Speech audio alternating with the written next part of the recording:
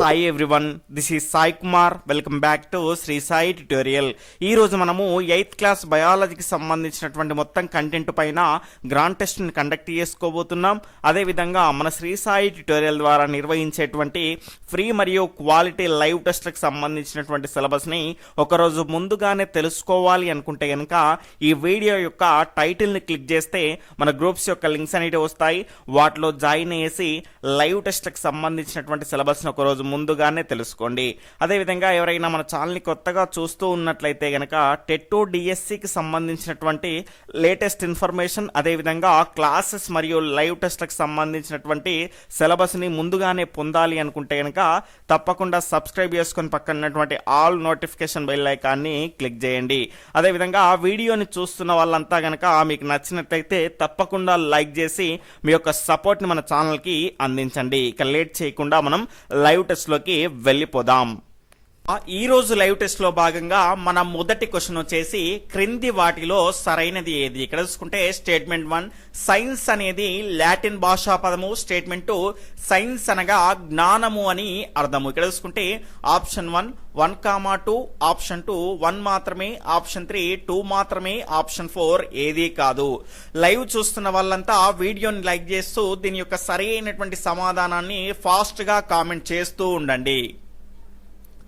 ఇక్కడ చూసుకుంటే దీని యొక్క సరి అయినటువంటి సమాధానం వచ్చేసి ఆప్షన్ 3 2 మాత్రమే సరి అయినది. మొదటిది సరి అయినది కాదు. ఎందుకు అంటే సైన్స్ అనేది ఇంగ్లీష్ భాషా పదం అండి. ఇక్కడ చూసుకుంటే ఈ సైన్స్ శాస్త్రము అనేది దేని నుంచి ఉద్భవించింది అంటే సైన్షియా అనేటువంటి లాటిన్ భాషా పదం నుంచి ఉద్భవించింది, గమనించాలి. ఇక్కడ చూసుకుంటే సైన్షియా అనేది లాటిన్ భాషా పదము, సైన్స్ అనేది ఇంగ్లీష్ భాషా పదము, గమనించాలి. సైన్షియా అంటే ఏమిటి అంటే నాలెడ్జ్, జ్ఞానము అని అర్థము.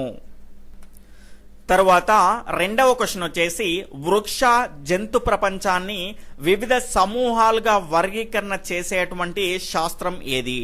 ఆప్షన్ 1 టాక్సానమీ, ఆప్షన్ 2 ప్యాలియంటాలజీ, ఆప్షన్ 3 వచ్చేసి ఎకాలజీ, ఆప్షన్ 4 ప్యాథాలజీ. ఫాస్ట్ గా మీ యొక్క ఆన్సర్ ని కామెంట్ చేస్తూ ఉండండి. కేవలం మీకు 5 సెకండ్స్ మాత్రమే టైం ఇవ్వడం జరుగుతుంది, గమనించాలి. ఇక్కడ చూసుకుంటే ఫాస్ట్ గా మీ యొక్క ఆన్సర్ ని కామెంట్ చేస్తూ ఉండండి.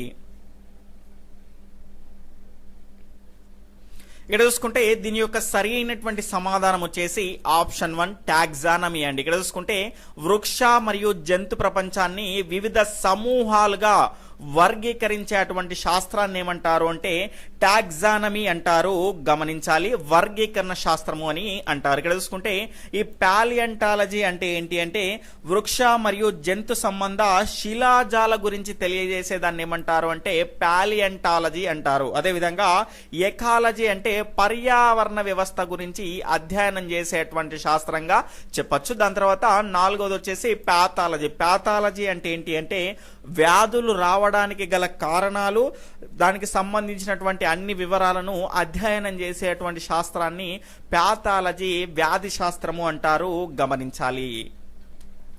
తర్వాత మూడవ క్వశ్చన్ వచ్చేసి క్రింది వాటిలో సరికానిది ఏది. ఇక్కడ చూసుకుంటే స్టేట్మెంట్ 1 నూతన వంగడాలు, మందుల ఉత్పత్తి అధ్యయనం చేసేవేంటి అంటే బయోటెక్నాలజీ. తర్వాత రెండవది పంటల ఉత్పత్తి మరియు నేల యాజమాన్యం గురించి తెలియజేసేటువంటి శాస్త్రం జియాలజీ. తర్వాత మూడవది భూమి నిర్మాణం, చరిత్ర, ఖనిజాలు, శిలలు, వీటి గురించి అధ్యయనం చేసేటువంటి శాస్త్రం వచ్చేసి ఆగ్రానమీ. ఇక్కడ సరికానిది ఏది అని అడగడం జరిగింది. ఆప్షన్ 1 1, 2, ఆప్షన్ 2 1 మాత్రమే, ఆప్షన్ 3 2 మాత్రమే, ఆప్షన్ 4 ఏది కాదు. ఫాస్ట్ గా మీ యొక్క ఆన్సర్ ని కామెంట్ చేస్తూ ఉండండి. ఇక్కడ చూసుకుంటే ఆప్షన్స్ అనేటివి మనకి ఇక్కడ చూసుకుంటే నేను చేంజ్ చేస్తున్నానని తప్పుగా పడ్డాయి. ఇక్కడ చూసుకుంటే ఆప్షన్ 1 మీ యొక్క ఆన్సర్ ఒకసారి చెక్ చేసుకోండి. ఆప్షన్ 1 1, 2, 3, ఆప్షన్ 2 వచ్చేసి 1, 2, ఆప్షన్ 3 వచ్చేసి 2, 3, ఆప్షన్ 4 వచ్చేసి ఏది కాదు. ఫాస్ట్ గా మీ యొక్క ఆన్సర్ ని ఇప్పుడు కామెంట్ చేస్తూ ఉండండి.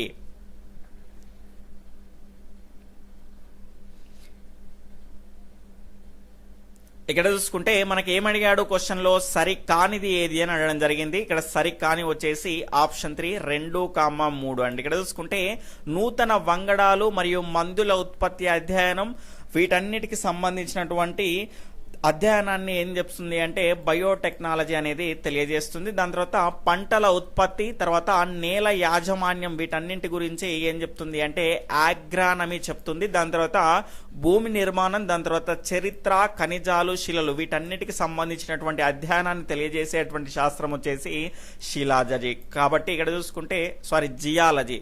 ఇక్కడ చూసుకుంటే ఈ రకమైనటువంటి అధ్యయనాల గురించి తెలియజేసేది ఏంటి అంటే జియాలజీ. కాబట్టి ఇక్కడ 2, 3 అనేటివి సరైనవి కాదు. Option 1 is right answer. తర్వాత 4వ క్వశ్చన్ వచ్చేసి క్రింది వాటిలో ప్రక్రియా నైపుణ్యాలకు చెందినవి కాదు చెందనివి.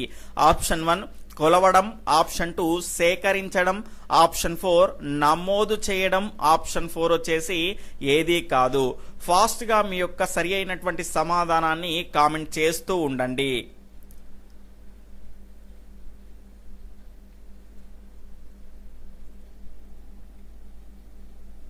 ఇక్కడ చూసుకుంటే దీని యొక్క సరి అయినటువంటి సమాధానం వచ్చేసి ఆప్షన్ 4 ఏది కాదండి. ఇక్కడ చూసుకుంటే కొలవడము, సేకరించడము, నమోదు చేయడం, ప్రయోగం చేసేటప్పుడు మనం చేసేటువంటి కృత్యాలన్నీ కూడా ప్రక్రియా నైపుణ్యాల కిందికే వస్తాయి, గమనించాలి. చెందనివి అన్నాడు, ఇక్కడ అన్ని చెందినవే ఉన్నాయి కాబట్టి ఇక్కడ ఆప్షన్ 4 ఈస్ రైట్ ఆన్సర్. ఇక్కడ చూసుకుంటే ఈ చెందనివి, ఇక్కడ దీనికి కొంచెం మనకి ఇక్కడ ఈ రకంగా గుడి పెట్టేసాం అనుకోండి, చెందినవి అవుతుంది. జాగ్రత్తగా మనం క్వశ్చన్ చదివేటప్పుడు క్లియర్ గా చదవాల్సి ఉంటుంది, గమనించాలి. ఎగ్జామ్ లో క్లూ పాయింట్స్, వీక్ పాయింట్స్ అనేటివి ఇవ్వేనండి, వీటి ద్వారానే మార్కులు అనేటివి పోతాయి. జాగ్రత్తగా ఉండాలి, గమనించాలి. తర్వాత 5వ క్వశ్చన్ వచ్చేసి క్రింది వాటిలో సరైనవి ఏవి. ఇక్కడ చూసుకుంటే స్టేట్మెంట్ 1 యాంటోనీ వాన్ ల్యూవెన్హాక్ మొదటిసారిగా 1764లో సూక్ష్మ ప్రాణులను చూశాడు. స్టేట్మెంట్ 2 ఇందులో బ్యాక్టీరియా, ఈస్ట్, ప్రోటోజోవా, ఎర్ర రక్త కణాలు ఉన్నాయి. ఇక్కడ సరైనవి ఏవి అని అడగడం జరిగింది. ఆప్షన్ 1 1,2, ఆప్షన్ 2 1 మాత్రమే, ఆప్షన్ 3 2 మాత్రమే, ఆప్షన్ 4 ఏది కాదు. ఫాస్ట్ గా మీ యొక్క సరి అయినటువంటి సమాధానాన్ని కామెంట్ చేస్తూ ఉండండి.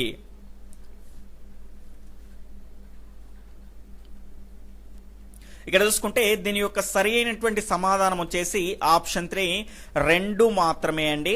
రెండవది మాత్రమే సరి అయినది, మొదటిది సరి అయినది కాదు. ఇక్కడ చూసుకుంటే లీవెన్హాక్ మొదటిసారిగా 1764లో కదండి, 1674లో మనకి ఇక్కడ చూసుకుంటే సూక్ష్మ జీవులను చూడడం జరిగింది. అందులో కనుక చూసుకుంటే బ్యాక్టీరియా, తర్వాత ఈస్ట్, ప్రోటోజోవా, ఎర్ర రక్త కణాలు, తర్వాత మిగిలినటువంటి చాలా సూక్ష్మ జీవులు అనేటివి ఉండడం జరిగింది, గమనించాలి. దాని తర్వాత కనుక చూసుకుంటే ఈయన కాలం వచ్చేసి 1632 నుంచి 1723 సంవత్సరం వరకు ఉన్నారు, జీవించిన తర్వాత ఈయన అనేక భూతద్దాలని తయారు చేసి మైక్రోస్కోప్ ని కూడా రూపొందించడం జరిగింది, గమనించాలి. ఇక్కడ చూసుకుంటే ఈయనని ఫాదర్ ఆఫ్ మైక్రోస్కోపీ అని కూడా అంటారు, గమనించాలి. తర్వాత 6వ క్వశ్చన్ వచ్చేసి రాబర్ట్ హుక్ కు సంబంధించి సరికానిది ఏది. ఇక్కడ చూసుకుంటే ఆప్షన్ 1 ఈయన స్వీడన్ కు చెందినవాడు, ఆప్షన్ 2 ఈయన 1665లో ఓక్ చెట్టు మెత్తని కాండంపై పరిశోధన చేశాడు. స్టేట్మెంట్ 3 బెండు మొక్కలో తేనె పట్టు లాంటి నిర్మాణాలను గుర్తించాడు. తర్వాత ఆప్షన్ 4 వచ్చేసి అందులో ఉన్నటువంటి ఆ ఖాళీ గదులకు కణం అని పేరు పెట్టాడు. ఇక్కడ సరికానిది ఏది అనడం జరిగింది. ఫాస్ట్ గా మీ యొక్క సరి అయినటువంటి సమాధానాన్ని కామెంట్ చేస్తూ ఉండండి. ఇక్కడ చూసుకుంటే దీని యొక్క రైట్ ఆన్సర్ వచ్చేసి ఆప్షన్ 1 అండి. ఈయన స్వీడన్ కు చెందినటువంటి వాడు కాదు, ఈయన బ్రిటన్ కు చెందినటువంటి శాస్త్రవేత్తగా మనం చెప్పుకోవచ్చు. ఈయన 1665లో ఓక్ చెట్టును మెత్తని కాండంపై పరిశోధన చేసి దాన్ని సూక్ష్మదర్శిలో చూడడం జరిగింది. అందులో కనుక చూసుకుంటే ఒక బెండు మొక్కలో కనుక చూసుకుంటే అనేక ఖాళీ గదులను గమనించాడు. అవి ఏ రకంగా ఉన్నాయి అంటే తేనె పట్టు లాంటి నిర్మాణాలు కలిగి ఉన్నాయి, గమనించాలి. ఇక్కడ చూసుకుంటే తేనె పట్టు అనేది ఏ రకంగా ఉంటది, అవి ఖాళీగా ఉంటే ఏ రకంగా ఉంటుందో ఆ రకమైనటువంటి నిర్మాణాలని గుర్తించాడు. ఆ ఖాళీ గదులకు ఏం పెట్టాడు అంటే కణం అనేటువంటి పేరు పెట్టాడు, గమనించాలి. ఈ కణం అనేది లాటిన్ భాషా పదము, దీని యొక్క అంటే సెల్ అనేది లాటిన్ భాషా పదము. ఇక్కడ చూసుకుంటే దీనికి సంబంధించినటువంటి మన అర్థం ఏంటి అంటే చిన్న గది, గమనించాలి. తర్వాత 7వ క్వశ్చన్ వచ్చేసి క్రింది వాటిలో సరైనవి ఏవి. ఇక్కడ చూసుకుంటే స్టేట్మెంట్ 1 అమీబా అక్రమ ఆకారంలో ఉంటుంది. స్టేట్మెంట్ 2 తన ఆకారాన్ని ఎప్పటికప్పుడు మార్చుకుంటుంది. స్టేట్మెంట్ 3 అమీబా చలనంలోనే మిథ్యాపాదాలు ఉపయోగపడతాయి. ఆప్షన్ 1 1, 2 మాత్రమే సరైనవి. ఆప్షన్ 2 2, 3 మాత్రమే సరైనవి. ఆప్షన్ 3 వచ్చేసి 1, 3 మాత్రమే సరైనవి. ఆప్షన్ 4 ఏదీ కాదు. ఫాస్ట్ గా మీ యొక్క సరి అయినటువంటి సమాధానాన్ని కామెంట్ చేస్తూ ఉండండి.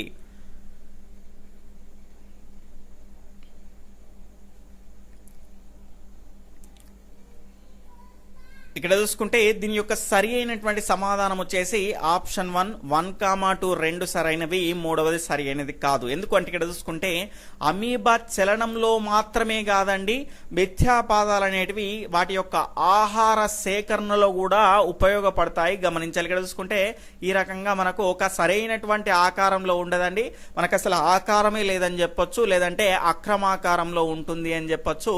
దీని ఆకారాన్ని ఈ రకంగా ఉన్నటువంటి మిథ్యాపాదాలను ముందుకు పొడుచుకుంటూ తీసుకువచ్చేసి దాని ఆకారాన్ని నిరంతరం మార్చుకుంటుంది. అదేవిధంగా ఈ మిథ్యాపాదాల ద్వారానే ఆహార సేకరణ మరియు ముందుకు కదలడానికి కూడా ఉపయోగించుకుంటుంది. వాటిని గమనించాలి. తరువాత 8వ క్వశ్చన్ వచ్చేసి క్రింది వాటిలో సరైనవి ఏవి. ఇక్కడ చూసుకుంటే స్టేట్మెంట్ 1 అతి చిన్న బ్యాక్టీరియా కణం 0.1 నుండి 0.5 మైక్రాన్లు ఉంటుంది. స్టేట్మెంట్ 2 మానవుని కాలేయ కణాలు 20 నుండి 30 మైక్రాన్లు ఉంటాయి. ఇక్కడ ఆప్షన్ 1 1, 2, ఆప్షన్ 2 1 మాత్రమే, ఆప్షన్ 3 2 మాత్రమే, ఆప్షన్ 4 ఏదీ కాదు. ఇక్కడ చూసుకుంటే దీని యొక్క సరి అయినటువంటి సమాధానం వచ్చేసి ఆప్షన్ 1 1, ఇవి రెండు కూడా సరి అయినవే. ఇక్కడ చూసుకుంటే అతి చిన్న బ్యాక్టీరియా కణం 0.1 నుండి 0.5 మైక్రాన్లు ఉంటుంది. మైక్రాన్ అంటే గనక ఇక్కడ చూసుకుంటే మనకు 1 మీటర్లో మిలియన్ వంతు గమనించాలి. ఇక్కడ చూసుకుంటే మానవుని కాలేయ కణాలు మరియు మూత్రపిండాలకు సంబంధించినటువంటి కణాలన్నీ కూడా మనకి ఇక్కడ చూసుకుంటే 20 నుండి 30 మైక్రాన్లు ఉంటాయి. గమనించాలి.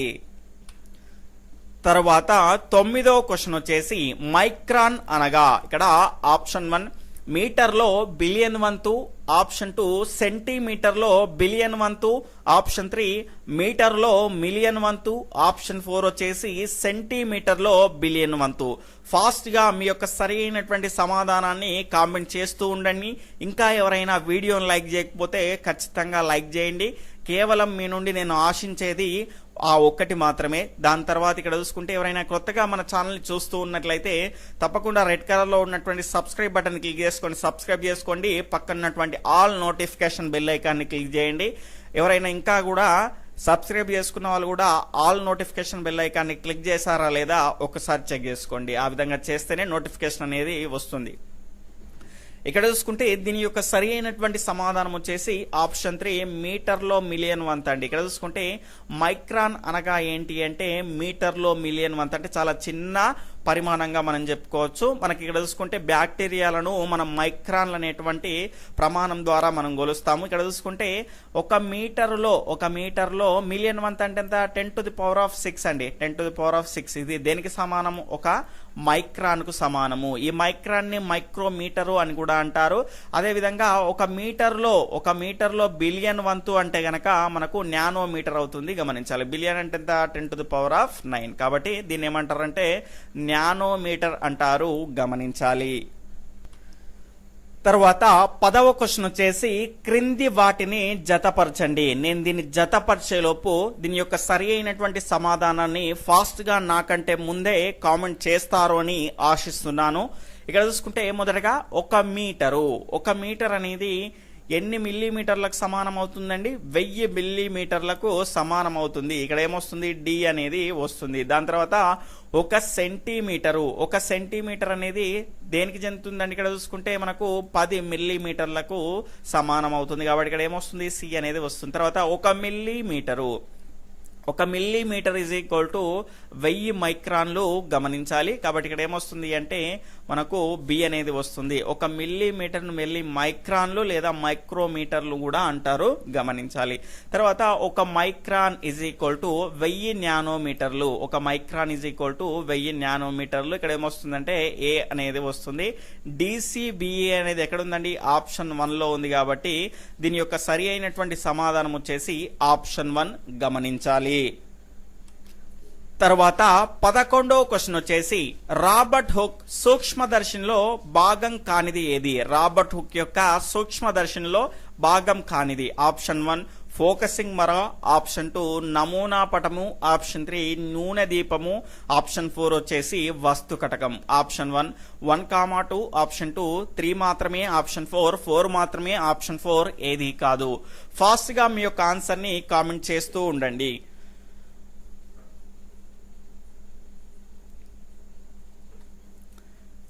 ఇక్కడ చూసుకుంటే దీని యొక్క సరి అయినటువంటి సమాధానం వచ్చేసి ఆప్షన్ 4 ఏది కాదండి. ఇవన్నీ కూడా మనకి ఇక్కడ చూసుకుంటే రాబర్ట్ హుక్ యొక్క సూక్ష్మదర్శినిలో ఇవన్నీ కూడా భాగాలే అవుతాయి, గమనించాలి. తర్వాత 12వ క్వశ్చన్ వచ్చేసి సూక్ష్మజీవ ప్రపంచాన్ని పరిశీలించిన ప్రముఖులలో లేనివారు ఎవరు? ఆప్షన్ 1 అథినాసియస్ కిర్చర్, ఆప్షన్ 2 స్వామర్డ్యామ్, ఆప్షన్ 3 వచ్చేసి ఆంటోనీ వాన్ లీవెన్హక్, ఆప్షన్ 4 వచ్చేసి రాబర్ట్ హుక్. ఇక్కడ అడిషనల్ ఆప్షన్స్ వచ్చేసి ఆప్షన్ 1 1, 2, ఆప్షన్ 2 1 మాత్రమే, ఆప్షన్ 3 2 మాత్రమే, ఆప్షన్ 4 ఏది కాదు. ఫాస్ట్ గా ఆన్సర్ చేయండి.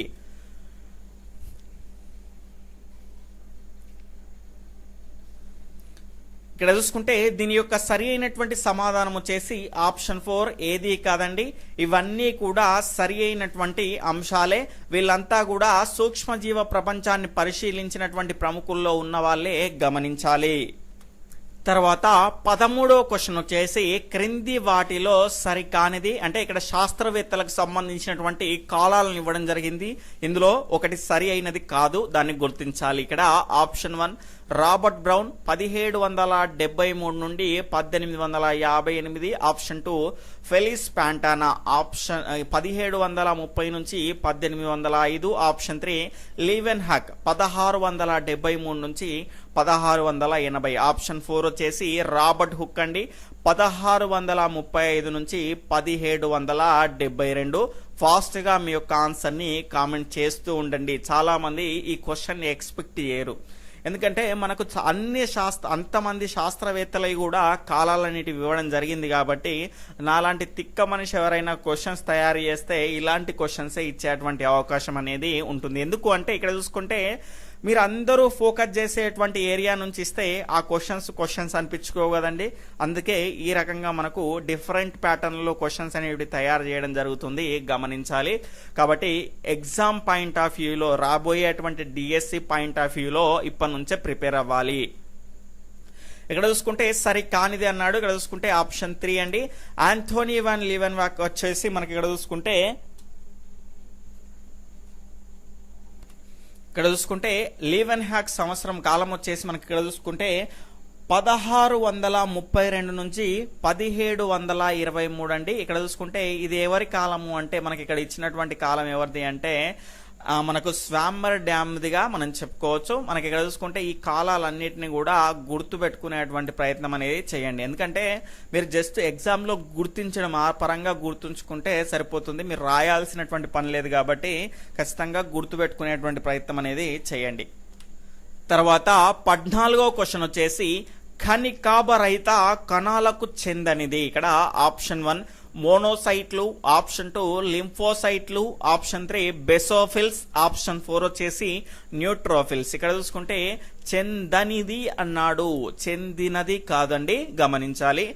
ఆప్షన్ 1 1, 2 మాత్రమే, ఆప్షన్ 3 3, 4 మాత్రమే, ఆప్షన్ 3 వచ్చేసి 1, 4 మాత్రమే, ఆప్షన్ 4 వచ్చేసి 2, 3 మాత్రమే.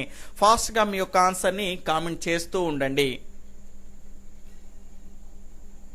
ఇక్కడ చూసుకుంటే దీని యొక్క సరి అయినటువంటి సమాధానం వచ్చేసి ఆప్షన్ 2 3,4 మాత్రమే సరి అయినవి. ఇక్కడ చూసుకుంటే కణికాభ రహిత కణాలు లేదా రేణు రహిత కణాలు. ఇక్కడ చూసుకుంటే తెల్ల రక్త కణాలను 2 రకాలుగా విభజించడం జరుగుతుంది. ఒకటి రేణు రహిత, లేదంటే కణికాభ రహిత, లేదంటే కణికాభయుత, తర్వాత రేణుయుత. ఇక్కడ చూసుకుంటే రేణు రహిత లేదా కణికాభ రహితకు చెందినవి ఏంటి అంటే మోనోసైట్లు మరియు లింఫోసైట్లు. దాని తర్వాత కణికాయుత అంటే కణికాభ రహిత కాకుండా కణికాభయుతకు సంబంధించినటువంటి తెల్ల రక్త కణాలకు చెందినటువంటి కణాలు ఏంటి అంటే బెసోఫిల్స్, దాని తర్వాత న్యూట్రోఫిల్స్, దాని తర్వాత ఇసినోఫిల్స్. వీటిలో రేణువులు అనేటివి ఉంటాయి, గమనించాలి. దీనికి సంబంధించినటువంటి క్లియర్ ఇన్ఫర్మేషన్ అనేది మనకు నెక్స్ట్ క్లాసుల్లో తెలుసుకుంటాం. తర్వాత 16వ క్వశ్చన్ వచ్చేసి క్రింది వాటిలో సరికానిది ఏది? ఇక్కడ చూసుకుంటే స్టేట్మెంట్ 1, పెలిస్ పాంటానా 17వ శతాబ్దంలో జంతువుల చర్మంలోని ఉపకళా కణజాలంలో కేంద్రకాన్ని చూశారు. స్టేట్మెంట్ 2, మరియు వివిధ రకాల కణాలలో కేంద్రకం ఉంటుంది అని కేంద్రకం కణంలో అంతర్భాగమని కూడా తెలిపారు. ఇక్కడ సరికానిది ఏది అని అడగడం జరిగింది. ఆప్షన్ 1 1,2, ఆప్షన్ 2 1 మాత్రమే, ఆప్షన్ 3 2 మాత్రమే, ఆప్షన్ 4 ఏది కాదు. ఫాస్ట్ గా మీ యొక్క సరి అయినటువంటి సమాధానాన్ని కామెంట్ చేస్తూ ఉండండి. ఇక్కడ చూసుకుంటే దీని యొక్క సరి అయినటువంటి సమాధానం వచ్చేసి సరి కానిది అడిగాడు. ఆప్షన్ 1 1,2 ఇవి రెండు కూడా సరి అయినవి కాదు. ఎందుకు అంటే ఫెలిస్ పాంటానా 17వ శతాబ్దంలో కాదు 18వ శతాబ్దంలో మనకి ఇక్కడ చూసుకుంటే జంతువుల చర్మంలోని ఉపకళా కణజాలంలో కేంద్రకాన్ని చూశారు.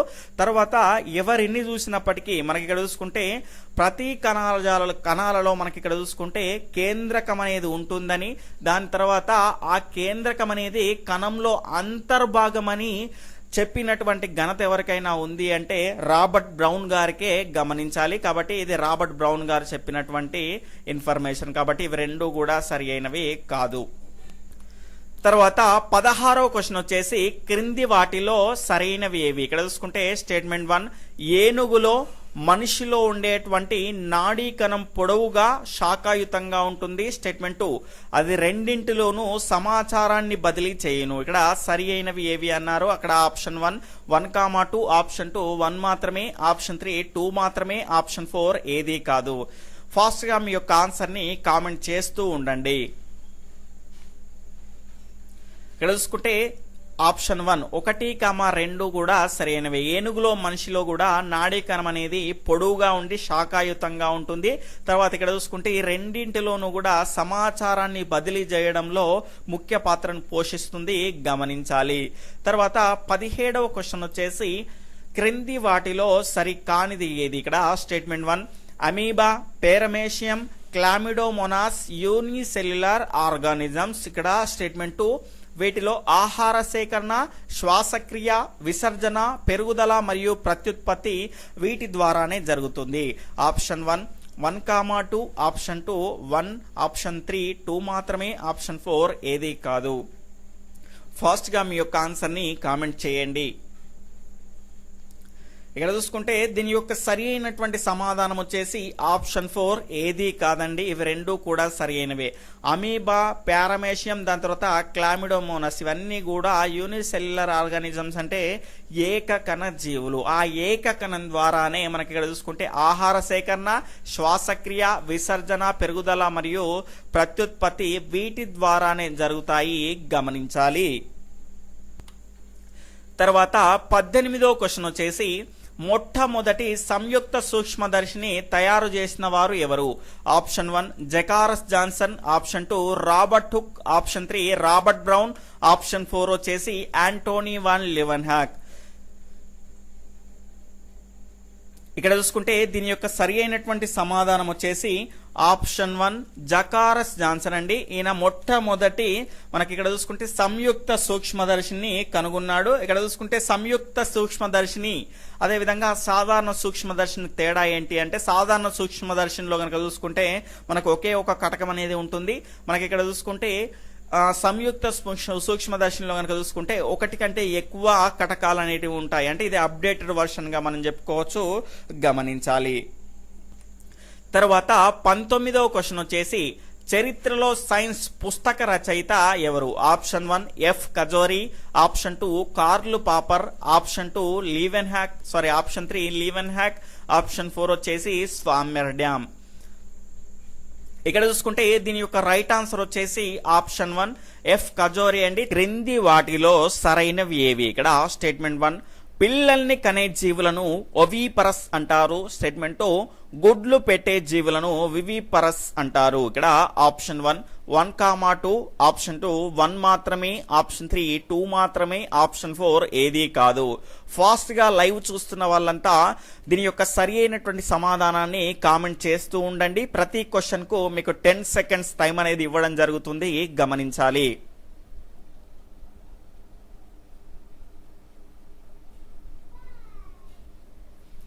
ఇక్కడ చూసుకుంటే దీని యొక్క సరి అయినటువంటి సమాధానం వచ్చేసి ఆప్షన్ 4 ఏది కాదండి. ఎందుకు అంటే పిల్లల్ని కనే జీవుల్ని ఏమంటారు అంటే శిశోత్పాదకాలు అంటారు, దాన్ని ఇంగ్లీష్ లో వివిపరస్ అంటారు. అలా కాకుండా గుడ్లు పెట్టే జీవులను అండోత్పాదకాలు అంటారు, దాన్ని ఇంగ్లీష్ లో కనుక చూసుకుంటే ఓవిపరస్ అంటారు, గమనించాలి. తరువాత రెండవ క్వశ్చన్ ని జాగ్రత్తగా గమనించండి. స్టేట్మెంట్ 1 క్రింది వాటిలో సరి అయినవి ఏవి అని అడగడం జరిగింది. స్టేట్మెంట్ 1 చెవులు బయటకి కనిపించని చర్మంపై రోమాలు కలిగినవి శిశు ఉత్పాదకాలు. స్టేట్మెంట్ 2 చెవులు బయటకు కనిపించి చర్మంపై రోమాలు కలగనివి అండోత్పాదకాలు. స్టేట్మెంట్ 3 చెవులు బయటకు కనిపించని చర్మంపై రోమాలు కలగనివి అండోత్పాదకాలు. స్టేట్మెంట్ 4 చెవులు బయటకు కనిపించి చర్మంపై రోమాలు కలిగినవి శిశు ఉత్పాదకాలు. ఇక్కడ సరి అయినవి ఏవి అని అడగడం జరిగింది. ఆప్షన్ 1, 2, ఆప్షన్ 2, 2, 3, ఆప్షన్ 3, 3, 4, ఆప్షన్ 4 వచ్చేసి 2, 4 మాత్రమే. ఫాస్ట్ గా మీ యొక్క సరి అయినటువంటి సమాధానాన్ని కామెంట్ చేస్తూ ఉండండి.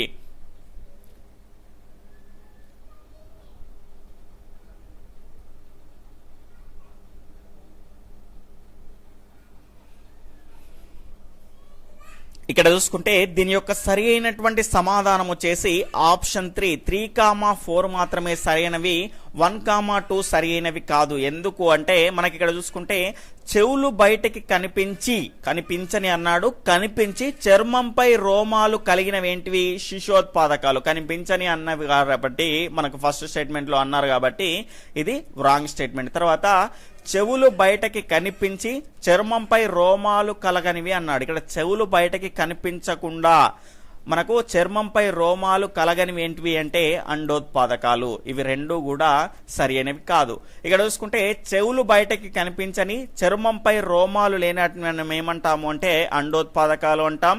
చెవులు బయటకి కనిపించి చర్మంపై రోమాలు కలిగి ఉన్న వాటిని శిశు ఉత్పాదకాలు అంటాము, గమనించాలి. తరువాత మూడవ క్వశ్చన్ వచ్చేసి గెస్టేషన్ పీరియడ్ ఎంత?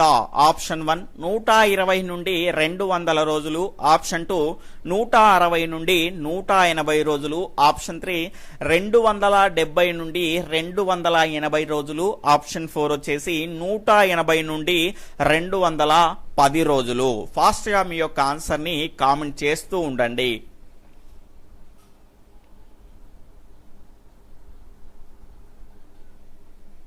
దీని యొక్క సరి అయినటువంటి సమాధానం వచ్చేసి ఆప్షన్ 3 270 నుంచి 280 రోజులుగా మనం చెప్పుకోవచ్చు. గెస్టేషన్ పీరియడ్ అంటే గర్భావధి కాలం, గమనించాలి. 9 నెలల వరకు ఉంటుంది. తర్వాత నాలుగవ క్వశ్చన్ వచ్చేసి మెటామార్ఫోసిస్ ను చూపించని జీవులు ఏవి? ఆప్షన్ 1 చేపలు, ఆప్షన్ 2 కప్పలు, ఆప్షన్ 3 న్యూట్స్, ఆప్షన్ 4 వచ్చేసి సాలమాండర్.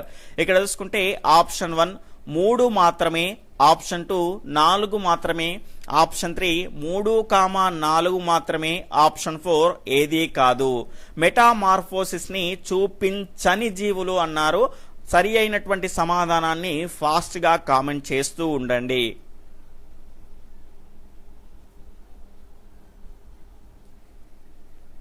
ఇక్కడ దీని యొక్క సరి అయినటువంటి సమాధానం వచ్చేసి ఆప్షన్ 4 ఏది కాదు అండి. ఎందుకు అంటే మెటామార్ఫోసిస్ అంటే ఏంటి అంటే రూప విక్రయం. ఇవన్నీ కూడా రూప విక్రయాన్ని చూపించేటువంటి జీవులుగానే మనం చెప్పుకోవచ్చు. చేపలు కప్పల సంగతి అయితే మనకు తెలుసు, అదేవిధంగా సాలమండర్ గురించి కూడా తెలుసు. అదేవిధంగా ఈ న్యూట్స్ అంటే ఏంటి అంటే సాలమండర్లోనే వేరో రకమైనటువంటి జాతి, దానిలో చాలా జాతులు ఉంటాయి, అందులో ఒక రకమైనటువంటి జాతి అనేది న్యూట్స్ గమనించాలి. కాబట్టి అన్ని జీవులు రూప విక్రయాన్ని చూపిస్తాయి కాబట్టి ఏది కాదు అనేది మన యొక్క సరి అయినటువంటి సమాధానం. ఇక్కడ చూసుకుంటే రూప విక్రయం అంటే ఏంటి అంటే పుట్టగానే తల్లిదండ్రుల పోలికలు అనేటివి ఉండవు, కొన్ని దశలు తర్వాత ఇక్కడ చూసుకుంటే లార్వా, ప్యూఫా, ఇమగో ఈ రకంగా దశల తర్వాత తల్లి రూపానికి చేరుకోవడాన్ని మనం ఏమంటాము అంటే రూప విక్రయం అంటాము. తరువాత 5వ క్వశ్చన్ వచ్చేసి బడ్డింగ్ ద్వారా ప్రత్యుత్పత్తి జరిపే జీవులు ఏవి? ఇక్కడ option 1 yeast, statement 2 hydra, option 3 వచ్చేసి అమీబా, ఆప్షన్ 4 వచ్చేసి పారమేషియం. ఇక్కడ అడిషనల్ ఆప్షన్స్ వచ్చేసి ఆప్షన్ 1 1,2 మాత్రమే, ఆప్షన్ 2 2,3 మాత్రమే, ఆప్షన్ 3 వచ్చేసి 3,4 మాత్రమే, ఆప్షన్ 4 వచ్చేసి ఏది కాదు. ఫాస్ట్ గా మీ యొక్క సరి అయినటువంటి సమాధానాన్ని కామెంట్ చేస్తూ ఉండండి.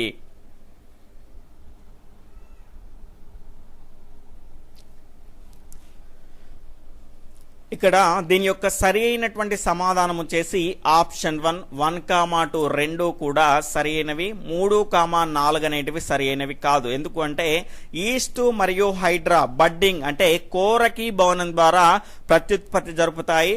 అమీబా, పారమేషియం అనేటివి మనకు ద్విధా విచ్చిత్తి ద్వారా ప్రత్యుత్పత్తి జరుపుతాయి. ఇక్కడ చూసుకుంటే మనకు కోరకి భవనం అంటే ఏమిటి అంటే ఫర్ ఎగ్జాంపుల్ హైడ్రాన్ తీసుకుంటే కనుక కొన్ని ఉబ్బెత్తు భాగాలు ఉంటాయి వాటిపైన, అవి ఏమైతాయి అంటే కొన్ని రోజులకు స్వతంత్ర జీవిగా ఈ రకంగా ఎదుగుతాయి. ఈ రకంగా ఉబ్బెత్తు భాగాలను ఏమంటారు అంటే కోరకాలు అంటాము. ఇక్కడ చూసుకుంటే ఇది పూర్తిగా పరిపక్వం చెందిన తర్వాత ఏమైతుంది అంటే ఒక స్వతంత్ర జీవిగా విడిపోతుంది. ఈ రకంగా మనకు కోరకి భవనం ద్వారా ఈస్ట్ మరియు హైడ్రాలో ప్రత్యుత్పత్తి అనేది జరుగుతుంది. తరువాత 6వ క్వశ్చన్ క్రింది వాటిలో వేటిలో ద్విధా విచ్చిత్తి జరగదు? Option 1 amoeba, option 2 paramecium, option 3 euglena, option 4 bacteria. Option 1 3,4 మాత్రమే, ఆప్షన్ 2 3 మాత్రమే, ఆప్షన్ 3 వచ్చేసి 4 మాత్రమే, ఆప్షన్ 4 వచ్చేసి ఏది కాదు. ఫాస్ట్ గా మీ యొక్క సరి అయినటువంటి సమాధానాన్ని కామెంట్ చేస్తూ ఉండండి.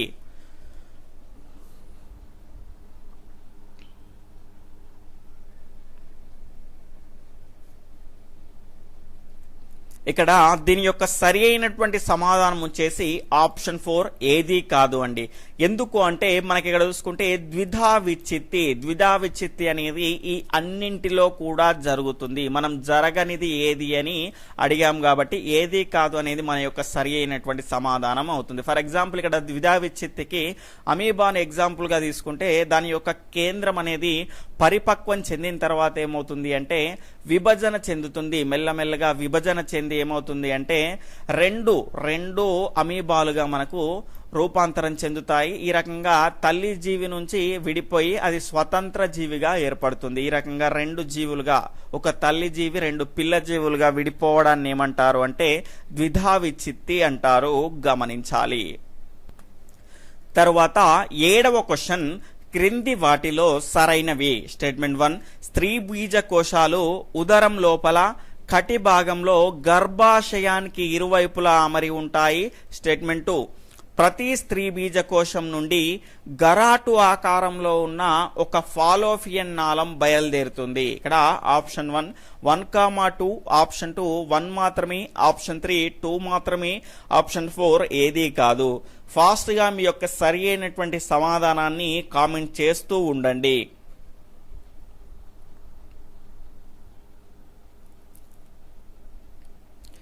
దీని యొక్క సరి అయినటువంటి సమాధానం వచ్చేసి ఆప్షన్ 1, 1, 2 కూడా సరి అయినవే. స్త్రీ బీజ కోశాలు ఉదరం లోపల కటి భాగంలో గర్భాశయానికి ఇరువైపులా ఉంటాయి. మనకి ఇక్కడ చూసుకుంటే ప్రతి స్త్రీ బీజ కోశం నుంచి గరాటు ఆకారంలో ఉన్నటువంటి ఒక నాళం అనేది బయలుదేరుతుంది. దాన్నే ఫాలోపియన్ నాళము అంటాము, గమనించాలి. ఇది గరాటు ఆకారంలో ఉంటుంది. తర్వాత 8వ క్వశ్చన్ వచ్చేసి టెస్ట్ ట్యూబ్ బేబీలకు గల కారణం ఏమిటి? ఆప్షన్ 1 ఫాలోపియన్ నాళం మూసుకపోయి ఉండడం. ఆప్షన్ 2 వచ్చేసి శుక్ర కణాల ఉత్పత్తి లోపాలు ఉండడం, శుక్ర కణాల ఉత్పత్తిలో లోపాలు ఉండడం. ఆప్షన్ 1, 1, 2, ఆప్షన్ 2 1 మాత్రమే, ఆప్షన్ 3 2 మాత్రమే, ఆప్షన్ 4 ఏదీ కాదు. ఫాస్ట్ గా మీ యొక్క సరి అయినటువంటి సమాధానాన్ని కామెంట్ చేస్తూ ఉండండి.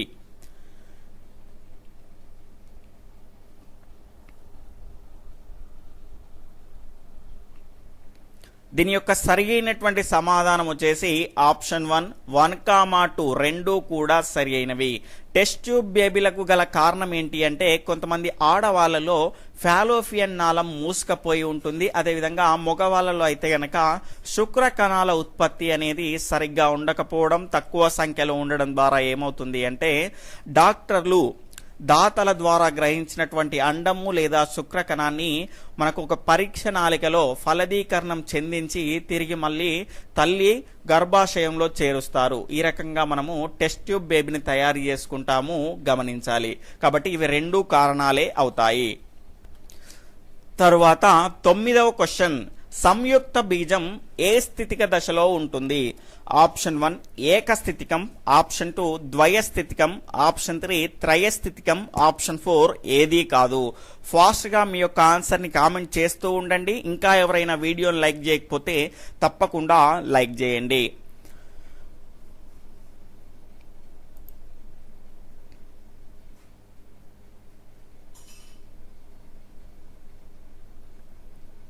ఇక్కడ దీని యొక్క సరి అయినటువంటి సమాధానం వచ్చేసి ఆప్షన్ 2 ద్వయస్థితికం అండి. మనకి ఇక్కడ శుక్రకణము తర్వాత అండము ఇవన్నీ కూడా ఏకస్థితికమైనటువంటి అయినప్పటికీ కూడా సంయుక్త బీజం కూడా మనకు ఒకటే అయినప్పటికీ కూడా అది ద్వయస్థితికంగా ఉంటుంది, గమనించాలి. తర్వాత 10వ క్వశ్చన్ వచ్చేసి క్రింది వాటిలో హెర్మాఫ్రోడైట్స్ ఏవి? ఆప్షన్ 1 వానపాము, ఆప్షన్ 2 చేప, ఆప్షన్ 3 కప్ప, ఆప్షన్ 4 పట్టుపురుగు. ఫాస్ట్ గా మీ యొక్క సరి అయినటువంటి సమాధానాన్ని కామెంట్ చేస్తూ ఉండండి.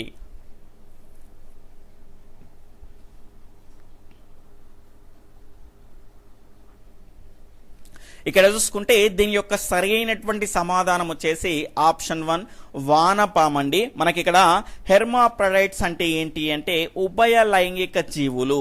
మనకు ఒకే జీవిలో స్త్రీ ప్రత్యుత్పత్తి వ్యవస్థ, పురుష ప్రత్యుత్పత్తి వ్యవస్థ కలిగి ఉన్న వాటిని మనం ఏమంటాము అంటే ఉభయ లైంగిక జీవులు అంటాము. ఇక్కడ మనకు క్రింది వాటిలో ఉభయ లైంగిక జీవి అని ఏది అని మనం అడిగినటువంటి క్వశ్చన్. దాని యొక్క సరి అయినటువంటి సమాధానం వానపాము.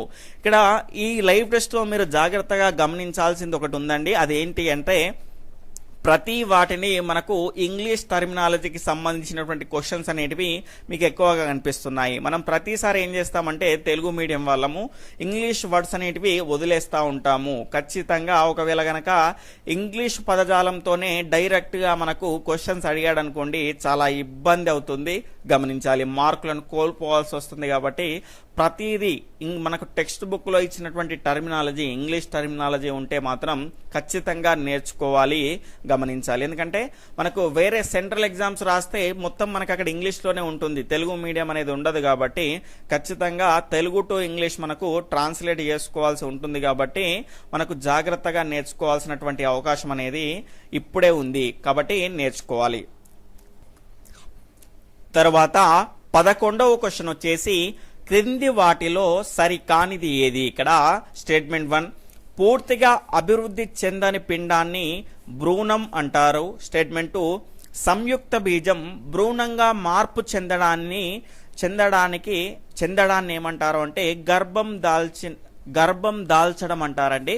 ఇక్కడ సంయుక్త బీజం భ్రూణంగా మార్పు చెందడాన్ని గర్భం దాల్చడం అంటారు. గర్భం దాల్చడం అంటారు. ఆప్షన్ 1 1,2, ఆప్షన్ 2 1 మాత్రమే, ఆప్షన్ 3 2 మాత్రమే, ఆప్షన్ 4 ఏదీ కాదు. ఫాస్ట్గా మీ యొక్క సరి అయినటువంటి సమాధానాన్ని కామెంట్ చేస్తూ ఉండండి.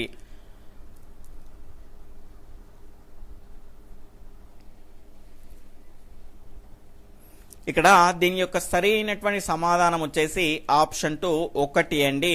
మనకి ఇక్కడ సరి కానిది అన్నాడు. ఇందులో సరి కానిది ఏదంటే స్టేట్మెంట్ 1.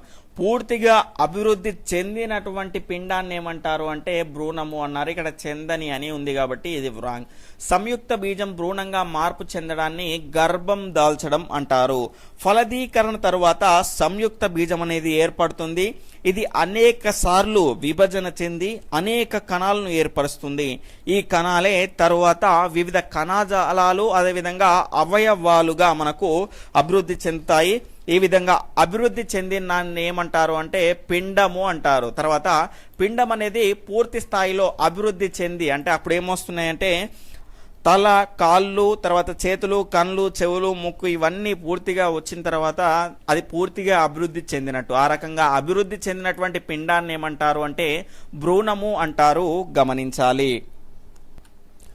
తర్వాత 12వ క్వశ్చన్ వచ్చేసి క్రింది వాటిలో సరైనది ఏది? ఇక్కడ స్టేట్మెంట్ 1 క్లోనింగ్ అనేది కణం యొక్క ప్రతిరూపాన్ని తయారు చేసే పద్ధతి. స్టేట్మెంట్ 2 ఈ ప్రక్రియలో ఏదైనా అవయవాన్ని లేదా పూర్తి జీవిని అండి, ఇది పూర్తి జీవిని యథాతథంగా ఉత్పత్తి చేస్తారు. ఇక్కడ ఆప్షన్ 1 1,2, ఆప్షన్ 2 1 మాత్రమే, ఆప్షన్ 3 2 మాత్రమే, ఆప్షన్ 4 ఏదీ కాదు.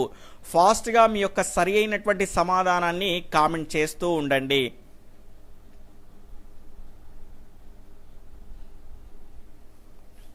ఇక్కడ దీని యొక్క సరి అయినటువంటి సమాధానం వచ్చేసి ఆప్షన్ 1 1,2 ఇవి రెండూ కూడా సరి అయినవి. క్లోనింగ్ అంటే ఒక కణం యొక్క ప్రతిరూపాన్ని తయారు చేసేటువంటి పద్ధతి. ఈ పద్ధతిలో ఏదైనా ఒక అవయవాన్ని లేదా పూర్తిగా జీవిని యథాతథంగా ఉత్పత్తి చేస్తారు. తర్వాత 13వ క్వశ్చన్ వచ్చేసి డాలీ అనే క్లోనింగ్ గొర్రెను ఎప్పుడు సృష్టించారు? Option 1 June 5, 1996, option 2 July 6, 1995, option 3 July 5, 1996, option 4 June 6, 1995. ఫాస్ట్గా మీ యొక్క సరి అయినటువంటి సమాధానాన్ని కామెంట్ చేస్తూ ఉండండి. ఇంకా ఎవరైనా వీడియోని లైక్ చేయకపోతే తప్పకుండా లైక్ చేయండి, ఎందుకంటే మీ నుంచి ఆశించేది కేవలం అది ఒక్కటి మాత్రమే. తర్వాత ఎవరైనా కొత్తగా మన ఛానల్ని చూస్తూ ఉన్నట్లయితే రెడ్ కలర్లో ఉన్నటువంటి సబ్స్క్రైబ్ బటన్ని క్లిక్ చేసుకొని సబ్స్క్రైబ్ చేసుకోండి. అదేవిధంగా పక్కనటువంటి ఆల్ నోటిఫికేషన్ బెల్ ఐకాన్ని క్లిక్ చేస్తే మీకు నోటిఫికేషన్స్ అనేటివి వస్తూ ఉంటాయి ప్రతి వీడియోవి. ఇక్కడ దీని యొక్క సరి అయినటువంటి సమాధానం వచ్చేసి ఆప్షన్ 3 జూలై 5, 1996న డాలీ అనేటువంటి ఒక క్లోనింగ్ గొర్రెను కనిపెట్టడం జరిగింది, సృష్టించడం జరిగింది. గమనించాలి. తర్వాత 14వ క్వశ్చన్ వచ్చేసి డాలీని సృష్టించే క్రమంలో సరైనవి. ఆప్షన్ 1 ఆడ స్కాటిష్ గొర్రె స్తన గ్రంథుల నుండి ఒక కణాన్ని సేకరించారు. స్టేట్మెంట్ 2 దీన్ని ఆడ ఫిన్ డార్సెట్ కేంద్రకం తీసిన అండంలో పొందుపరిచారు. ఇక్కడ సరైనవి ఏవి అని అడగడం జరిగింది. ఆప్షన్ 1 1,2, ఆప్షన్ 2 1 మాత్రమే, ఆప్షన్ 3 2 మాత్రమే, ఆప్షన్ 4 వచ్చేసి ఏదీ కాదు. ఫాస్ట్గా మీ యొక్క సరి అయినటువంటి సమాధానాన్ని కామెంట్ చేస్తూ ఉండండి.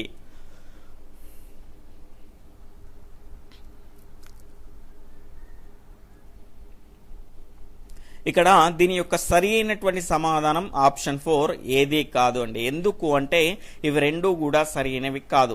ఇక్కడ జరిగినటువంటి క్రమం ఏంటి అంటే మనకి ఇక్కడ ఆడ ఫిండార్సెట్ స్తన గ్రంథుల నుండి ఒక కణాన్ని సేకరించారు. దాన్ని ఏం చేశారు అంటే ఆడ స్కాటిష్ గొర్రె యొక్క కేంద్రకం తీసిన అండంలో పొందుపరిచారు. ఆ విధంగా పొందుపరిచినటువంటి అండాన్ని కనుక చూసుకుంటే స్కాటిష్ గొర్రెలో ఉంచారు. ఆ రకంగా ఉంచడం ద్వారా అది దానికి సంబంధించినటువంటి గర్భావధి కాలం అంతా పూర్తి చేసుకొని ఒక సరికొత్త అయిన ఉన్నటువంటి డాలీ గొర్రెను ఇది జన్మనిచ్చింది. డాలీ గొర్రెకు ఈ స్కాటిష్ గొర్రె జన్మనివ్వడం జరిగింది.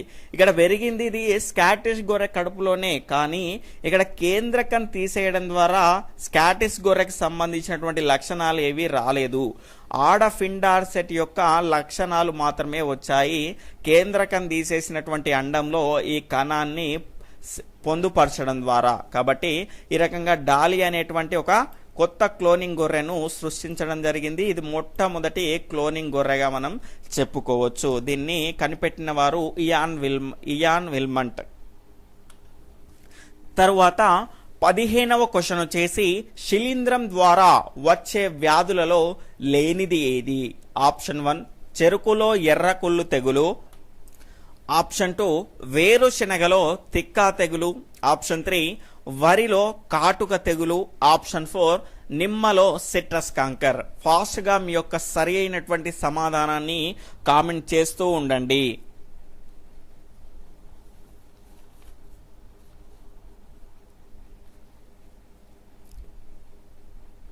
ఇక్కడ దీని యొక్క సరి అయినటువంటి సమాధానం వచ్చేసి ఆప్షన్ 4 నిమ్మలో సిట్రస్ కాంకర్ అండి. మనకిక్కడ శిలీంధ్రం ద్వారా వచ్చే వ్యాధులలో లేనిది ఏది అనడం జరిగింది. చెరుకులో ఎర్రకుళ్ళు తెగులు, వేరుశెనగలో తిక్కా తెగులు, దాని తర్వాత వరిలో కాటుక తెగులు. ఇవన్నీ కూడా మనకి ఇక్కడ ఏ రకంగా వస్తాయి అంటే శిలీంధ్రం ద్వారా వస్తాయి.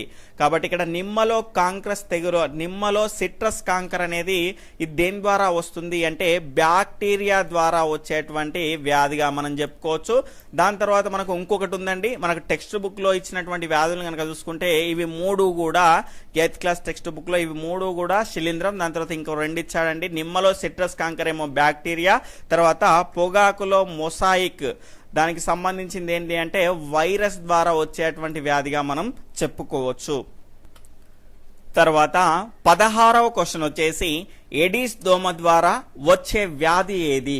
Option 1 dengue, option 2 chikungunya, option 3 మెదడు వాపు, ఆప్షన్ 4 1 and 2 అంటే డెంగ్యూ మరియు చికెన్ గున్యా. ఫాస్ట్ గా మీ యొక్క సరి అయినటువంటి సమాధానాన్ని కామెంట్ చేస్తూ ఉండండి.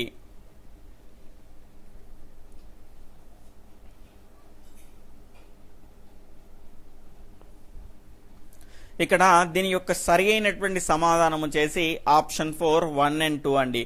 ఎడిస్ దోమ ద్వారా వచ్చేటువంటి వ్యాధులు ఏంటి అంటే డెంగ్యూ మరియు చికెన్ గున్యా. ఇక్కడ మనకు జాగ్రత్తగా గమనిస్తే ఇందులో వ్యాధి కారకం ఏంటి అంటే వైరస్, వాహకం ఏంటి అంటే ఎడిస్ దోమ గమనించాలి. తర్వాత 17వ క్వశ్చన్ వచ్చేసి ఎంఎంఆర్ టీకా దేనిని నివారిస్తుంది? ఆప్షన్ 1 తట్టు, ఆప్షన్ 2 మసూచి, ఆప్షన్ 3 గవద బిళ్ళలు, ఆప్షన్ 4 కలరా. ఇక్కడ అడిషనల్ ఆప్షన్స్ వచ్చేసి ఆప్షన్ 1 1,2 మాత్రమే, ఆప్షన్ 2 1,3 మాత్రమే, ఆప్షన్ 3 1 మాత్రమే, ఆప్షన్ 4 ఏదీ కాదు. ఫాస్ట్ గా మీ యొక్క సరి అయినటువంటి సమాధానాన్ని కామెంట్ చేస్తూ ఉండండి.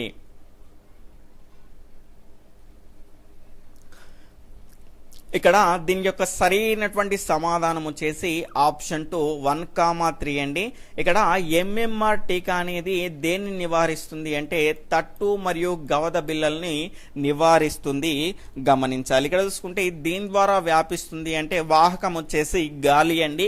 దేని ద్వారా వస్తుంది అంటే వైరస్ ద్వారా వస్తుంది గమనించాలి. క్రింది వాటిలో సరైనవి ఏవి? ఇక్కడ చూసుకుంటే స్టేట్మెంట్ 1 వైరస్లు సజీవ కణం బయట ఉన్నప్పుడు నిర్జీవులుగా ప్రవర్తిస్తాయి. స్టేట్మెంట్ 2 అవి అతిదేహి కణాలలో ప్రత్యుత్పత్తి జరుపుతున్నప్పుడు సజీవులుగా ప్రవర్తించును. ఇక్కడ చూసుకుంటే ఆప్షన్ 1 1,2, ఆప్షన్ 2 1 మాత్రమే, ఆప్షన్ 3 2 మాత్రమే, ఆప్షన్ 4 ఏదీ కాదు. లైవ్ చూస్తున్న వాళ్ళంతా దీని యొక్క సరి అయినటువంటి సమాధానాన్ని ఫాస్ట్ గా కామెంట్ చేస్తూ ఉండండి. మీకు ఒక 5 seconds టైం అనేది ఇవ్వడం జరుగుతుంది. దాని లోపల మీరు దీని యొక్క ఆన్సర్ ని కామెంట్ చేస్తూ ఉండండి. అదేవిధంగా వీడియోని చూస్తున్న వాళ్ళంతా తప్పకుండా లైక్ చేయండి.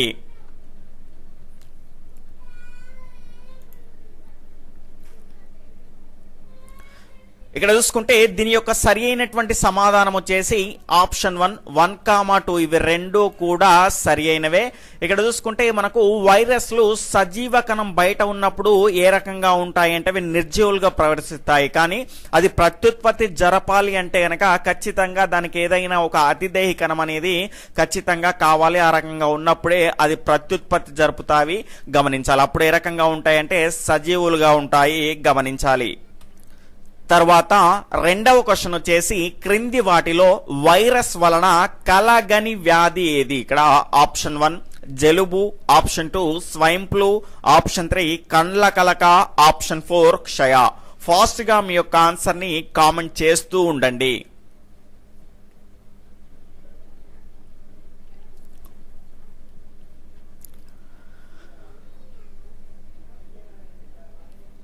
ఇక్కడ చూసుకుంటే దీని యొక్క సరి అయినటువంటి సమాధానం వచ్చేసి ఆప్షన్ 4 క్షయ అండి.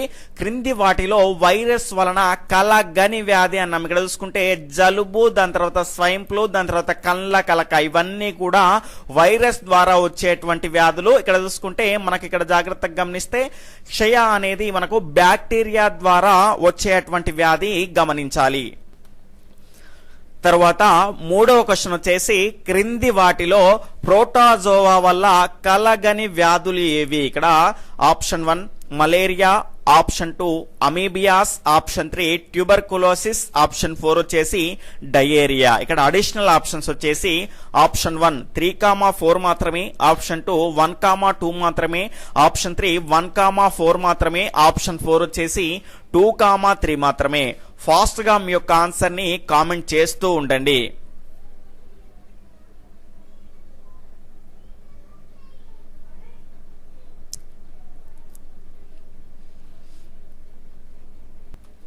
ఇక్కడ చూసుకుంటే దీని యొక్క సరి అయినటువంటి సమాధానం వచ్చేసి ఆప్షన్ 1 3,4 అండి. 3,4 అనేటివి ప్రోటోజోవా వల్ల కలగని వ్యాధులుగా చెప్పుకోవచ్చు. మనకి ఇక్కడ చూసుకుంటే ట్యూబర్కులోసిస్ టీబీ, దీన్నే క్షయ వ్యాధి అంటాము. దాని తర్వాత నాలుగవది డయేరియా. ఇవి రెండు కూడా మనకు దేని ద్వారా వస్తాయి అంటే బ్యాక్టీరియా ద్వారా వస్తాయి. ఇక్కడ చూసుకుంటే మలేరియా, అమీబియాస్ ఇవేంటి అంటే ప్రోటోజోవా వల్ల వచ్చేటువంటి వ్యాధులు. తరువాత నాలుగవ క్వశ్చన్ వచ్చేసి క్రింది వాటిలో బ్యాక్టీరియాల ద్వారా కలిగే వ్యాధి కానిదేది? ఇక్కడ ఆప్షన్ 1 క్షయ, ఆప్షన్ 2 కుష్టు, ఆప్షన్ 3 టైఫాయిడ్, ఆప్షన్ 4 వచ్చేసి తట్టు. ఫాస్ట్ గా మీ యొక్క సరి అయినటువంటి సమాధానాన్ని కామెంట్ చేస్తూ ఉండండి.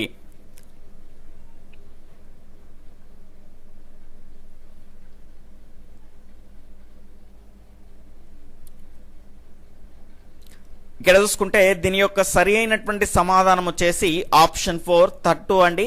ఇక్కడ జాగ్రత్తగా గమనిస్తే బ్యాక్టీరియాల ద్వారా కలిగే వ్యాధి కానిదేది అన్నాను, అంటే బ్యాక్టీరియా ద్వారా కలగని వ్యాధి. ఇక్కడ చూసుకుంటే బ్యాక్టీరియా ద్వారా కలగని వ్యాధి ఏంటి అంటే ఇందులో తట్టు అండి. తట్టు అనేది మనకు వైరస్ ద్వారా వస్తుంది. క్షయ, దాని తర్వాత కుష్టు, టైఫాయిడ్ ఇవన్నీ కూడా బ్యాక్టీరియా ద్వారా వచ్చేటువంటి వ్యాధులుగా మనం చెప్పుకోవచ్చు.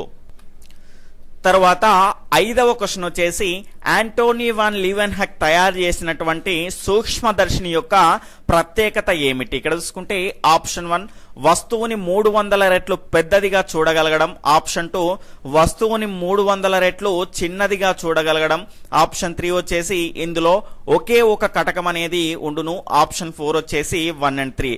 ఫాస్ట్ గా మీ యొక్క సరి అయినటువంటి సమాధానాన్ని కామెంట్ చేస్తూ ఉండండి.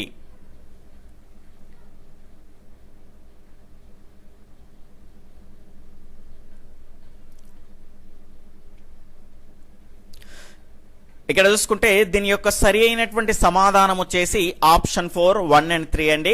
ఇక్కడ చూసుకుంటే యాంటోనీ వాన్ లీవెన్హాక్ తయారు చేసినటువంటి సూక్ష్మదర్శిని యొక్క ప్రత్యేకత ఏంటి అంటే ఇందులో ఒకే ఒక కటకం అనేది ఉంటుంది. దాని యొక్క ప్రత్యేకత ఏంటి అంటే వస్తువుని 300 రెట్లు పెద్దదిగా చేసి చూడగలిగేటువంటి ప్రత్యేకత దానికి ఉంది. కాబట్టి ఆయన అనేకమైనటువంటి సూక్ష్మ జీవులను చూడగలిగి దానికి సంబంధించినటువంటి ఉనికిని తెలియజేయగలిగాడు, గమనించాలి. అందుకే ఏమంటారు అంటే ద ఫాదర్ ఆఫ్ మైక్రోస్కోపిక్ అంటారు.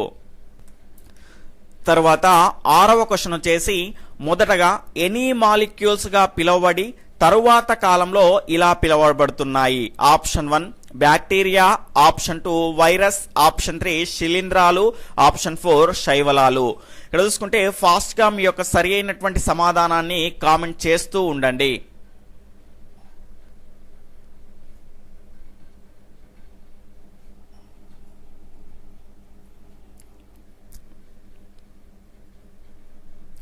ఇక్కడ చూసుకుంటే దీని యొక్క సరి అయినటువంటి సమాధానం వచ్చేసి ఆప్షన్ 1 బ్యాక్టీరియా అండి.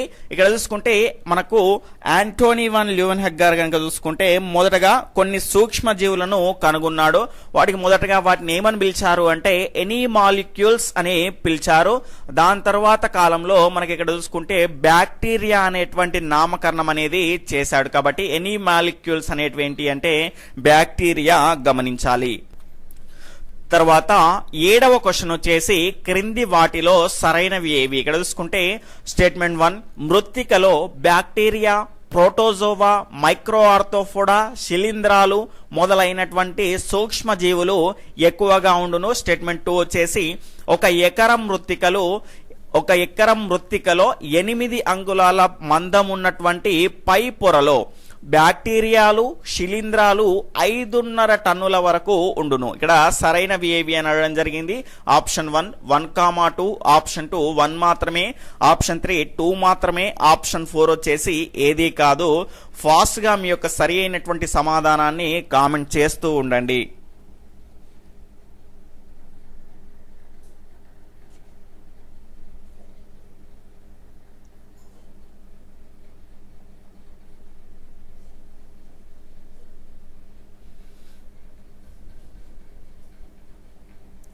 ఇక్కడ చూసుకుంటే దీని యొక్క సరి అయినటువంటి సమాధానం వచ్చేసి ఆప్షన్ 1 1,2 ఇవి రెండు కూడా సరి అయినవే. ఇక్కడ చూసుకుంటే మనకు 1,2 ఎందుకు సరి అయినవి అంటే మృత్తిక అంటే నేలలో కనుక చూసుకుంటే మనకు ఏమేమి ఉంటాయి అంటే బ్యాక్టీరియా, ప్రోటోజోవా, మైక్రో ఆర్థోఫోడా, శిలీంధ్రాలు మొదలైనటువంటి సూక్ష్మజీవులు అనేటివి ఉంటాయి.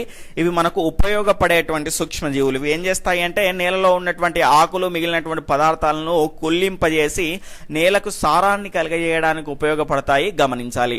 ఒక ఎకరం మృత్తికలో గనక చూసుకుంటే 8 అంగుళాల పైపొర మందం ఉన్నటువంటి పైపొరలో గనక చూసుకుంటే మనకు బ్యాక్టీరియాలు, శిలీంధ్రాలు 5.5 టన్నుల వరకు ఉంటాయి. ఇక్కడ చూసుకుంటే కొంతమందికి చాలా మందికి డౌట్ ఉండొచ్చు, 5.5 టన్నులు ఉంది, కొన్ని బుక్కుల్లో 1/2 టన్నులు అని ఉంది. కావాలనే క్వశ్చన్ అనేది ఇవ్వడం జరిగింది. ఇలాంటి మనకు కన్ఫ్యూజన్ గా ఉన్నటువంటి క్వశ్చన్స్ అనేటివి రావు, వచ్చినా కూడా మనకు అక్కడ నుండి మార్క్ అనేది పడుతుంది. కాబట్టి ఇక్కడ చూసుకుంటే మనకు పాత బుక్స్ అంటే 2017 కంటే ముందు బుక్స్, దాని తర్వాత నేను వాడేదైతే ప్రజెంట్ గా 2018 బుక్ అండి, 2018 ఎడిషన్. అందులో ఇక్కడ చూసుకుంటే 5.5 టన్నులు అనేది ఉంది. తర్వాత పాత బుక్స్ 2015, 16 ఈ రకమైనటువంటి టెక్స్ట్ బుక్స్ కనుక చూస్తే కనుక అందులో 1/2 టన్ను అని ఉంది. గమనించాలి. 5.5 టన్నులు అనేది కొత్త బుక్ లో ఉంది. గమనించాలి. ఇలాంటి కన్ఫ్యూజన్ గా ఉన్నటువంటి క్వశ్చన్స్ అనేటివి రావు. ఒకవేళ వచ్చినా కూడా దానికి మార్క్ అనేది మనకు వస్తుంది ఎగ్జామ్ లో. గమనించాలి. తర్వాత 8వ క్వశ్చన్ వచ్చేసి టొబాకో మొసాయిక్ అనేది ఒక option 1 bacteria, option 2 virus, option 3 శిలీంధ్రాలు, ఆప్షన్ 4 వచ్చేసి శైవలాలు. ఫాస్ట్ గా మీ యొక్క సరి అయినటువంటి సమాధానాన్ని కామెంట్ చేస్తూ ఉండండి.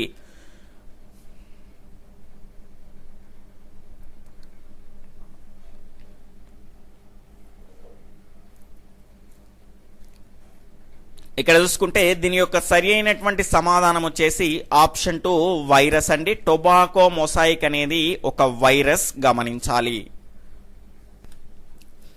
తర్వాత 9వ క్వశ్చన్ వచ్చేసి క్రింది వాటిలో సరికానిది ఏది. ఇక్కడ చూసుకుంటే స్టేట్మెంట్ 1 సూక్ష్మ శైవలాలు జరిపేటువంటి కిరణజన్య సంయోగ క్రియ భూమి మీద జీవులకు చాలా అవసరం. తర్వాత స్టేట్మెంట్ 2 వచ్చేసి ఎందుకంటే వాతావరణంలోని ప్రాణవాయువులో సగభాగం ఇవే ఉత్పత్తి చేస్తాయి. ఇక్కడ ఏమడిగాము, సరి కానిది ఏది అని అడగడం జరిగింది. ఆప్షన్ 1 1,2, ఆప్షన్ 2 1 మాత్రమే, ఆప్షన్ 3 2 మాత్రమే, ఆప్షన్ 4 ఏది కాదు. ఫాస్ట్ గా మీ యొక్క సరి అయినటువంటి సమాధానాన్ని కామెంట్ చేస్తూ ఉండండి.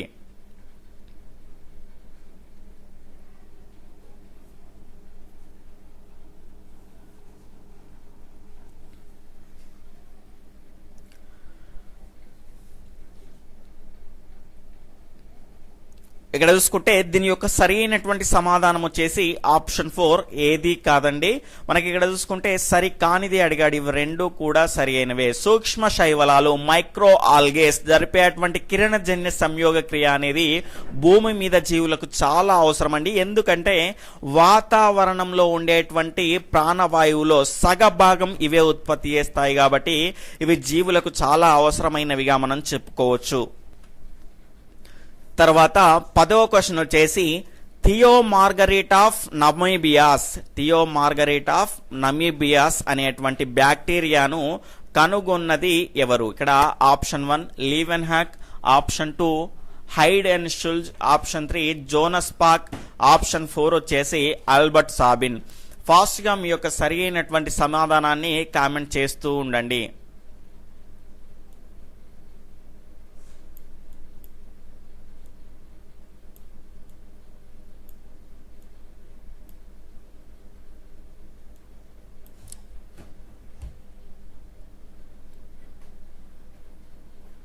ఇక్కడ చూసుకుంటే దీని యొక్క సరి అయినటువంటి సమాధానం వచ్చేసి ఆప్షన్ 2 హైడ్ అండ్ షుల్జ్ అండి.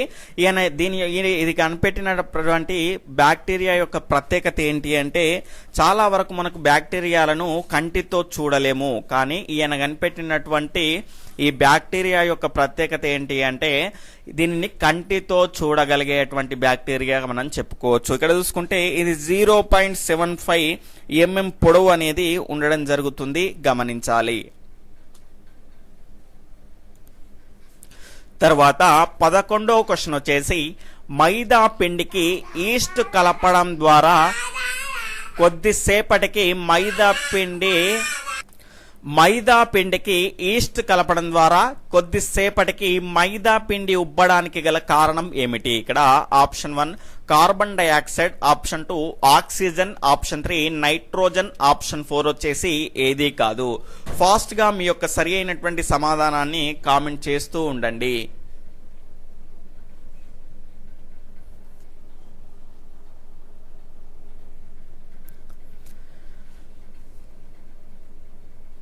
ఇక్కడ చూసుకుంటే దీని యొక్క సరి అయినటువంటి సమాధానం వచ్చేసి ఆప్షన్ 1 కార్బన్ డైఆక్సైడ్ అండి. మైదా పిండికి ఈస్ట్ ను కలపడం ద్వారా కొద్దిసేపటికి అందులో కార్బన్ డైఆక్సైడ్ అనేది ఫామ్ అవుతుంది. కాబట్టి ఏమవుతుంది అంటే అది మైదా పిండి ఉబ్బినట్టుగా మనకు కనిపిస్తుంది. ఆ ఉబ్బడానికి గల కారణం ఏంటి అంటే కార్బన్ డైఆక్సైడ్, గమనించాలి. తర్వాత 12వ క్వశ్చన్ వచ్చేసి పెన్సిలిన్, టెట్రాసైక్లిన్, ఎరిథ్రోమైసిన్ అనేటువంటి యాంటీబయాటిక్స్ వేటి ద్వారా వచ్చే వ్యాధులను నివారించడానికి ఉపయోగపడతాయి? Option 1 bacteria, option 2 virus, option 3 శిలీంధ్రాలు, ఆప్షన్ 4 వచ్చేసి 1 and 2. ఫాస్ట్ గా మీ యొక్క సరి అయినటువంటి సమాధానాన్ని కామెంట్ చేస్తూ ఉండండి.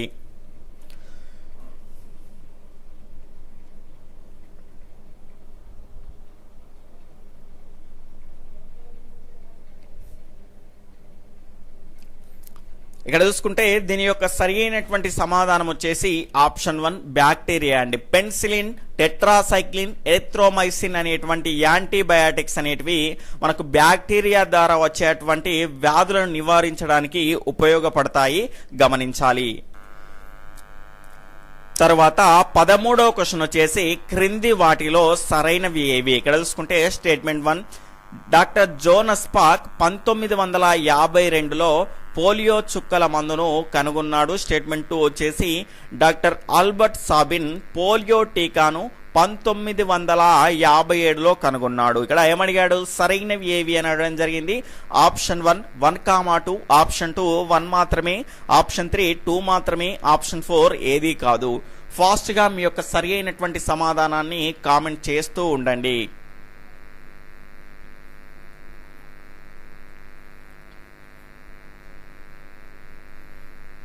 ఇక్కడ చూసుకుంటే దీని యొక్క సరి అయినటువంటి సమాధానం వచ్చేసి ఆప్షన్ 4 ఏది కాదండి. ఇక్కడ చూసుకుంటే డాక్టర్ జోనస్ పాక్ గనక చూసుకుంటే మనకు పోలియో చుక్కల టీకాను కనుక్కున్నాడు. ఎప్పుడు? 1952వ సంవత్సరంలో. ఈయన పేటెంట్ రైట్స్ ని కూడా తీసుకోలేదు, ఉచితంగా అందించామని మనకి ఈయన పేటెంట్ రైట్స్ ని కూడా తీసుకోలేదు. తర్వాత డాక్టర్ ఆల్బర్ట్ సాబిన్ ఏమో పోలియో చుక్కల మందును కనుగొన్నాడు. ఎప్పుడు కనుక్కున్నాడు అంటే 1957 సంవత్సరంలో గమనించాలి. ప్రస్తుతం మనకి ఇక్కడ చూసుకుంటే టీకాను వాడడం లేదు, పోలియో చుక్కల మందులనే వాడుతున్నాము, గమనించాలి. తర్వాత 14వ క్వశ్చన్ వచ్చేసి క్రింది వాటిలో సరికానిది ఏది? ఇక్కడ చూసుకుంటే స్టేట్మెంట్ 1, డాక్టర్ ఎల్లాప్రగడ సుబ్బారావు గారు టెట్రాసైక్లిన్ అనేటువంటి యాంటీబయాటిక్ ని కనిపెట్టారు. స్టేట్మెంట్ 2 వచ్చేసి ఇది బ్యాక్టీరియాలు కలగజేసేటువంటి టైఫాయిడ్, క్షయ, ప్లేగు వంటి అనేక వ్యాధులను నయం చేస్తుంది. ఇక్కడ చూసుకుంటే క్రింది వాటిలో సరికానిది అన్నాడు. ఆప్షన్ 1 1,2, ఆప్షన్ 2 1 మాత్రమే, ఆప్షన్ 3 2 మాత్రమే, ఆప్షన్ 4 ఏది కాదు. ఫాస్ట్గా మీ యొక్క సరి అయినటువంటి సమాధానాన్ని కామెంట్ చేస్తూ ఉండండి.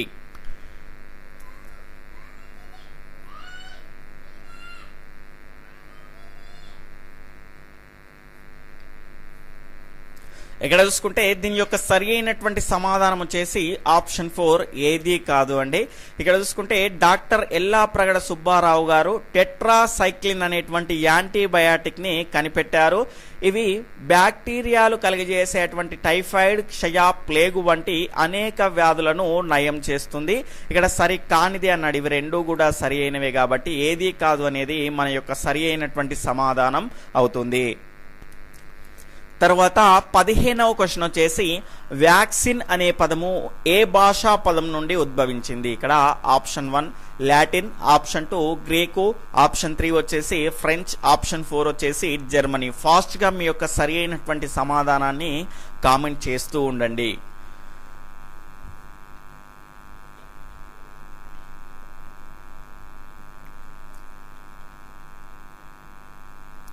ఇక్కడ చూసుకుంటే దీని యొక్క సరైనటువంటి సమాధానం వచ్చేసి ఆప్షన్ 1 లాటిన్ అండి.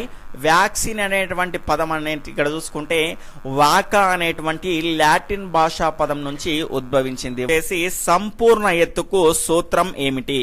ఆప్షన్ 1 ప్రస్తుత ఎత్తు సెంటీమీటర్లలో బై ఉన్నటువంటి పూర్తి ఎత్తు శాతము ఇంటూ 100. ఆప్షన్ 2 ఉండవలసిన ఎత్తు సెంటీమీటర్లలో బై ప్రస్తుత ఎత్తు శాతము ఇంటూ 100. ఆప్షన్ 3 ప్రస్తుత ఎత్తు సెంటీమీటర్లలో బై ఉండవలసిన పూర్తి ఎత్తు శాతము ఇంటూ 100. ఆప్షన్ 4 ఏది కాదు.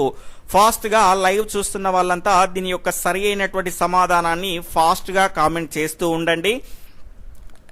మీకు 10 సెకండ్స్ టైం అనేది ఉండడం జరుగుతుంది, గమనించాలి.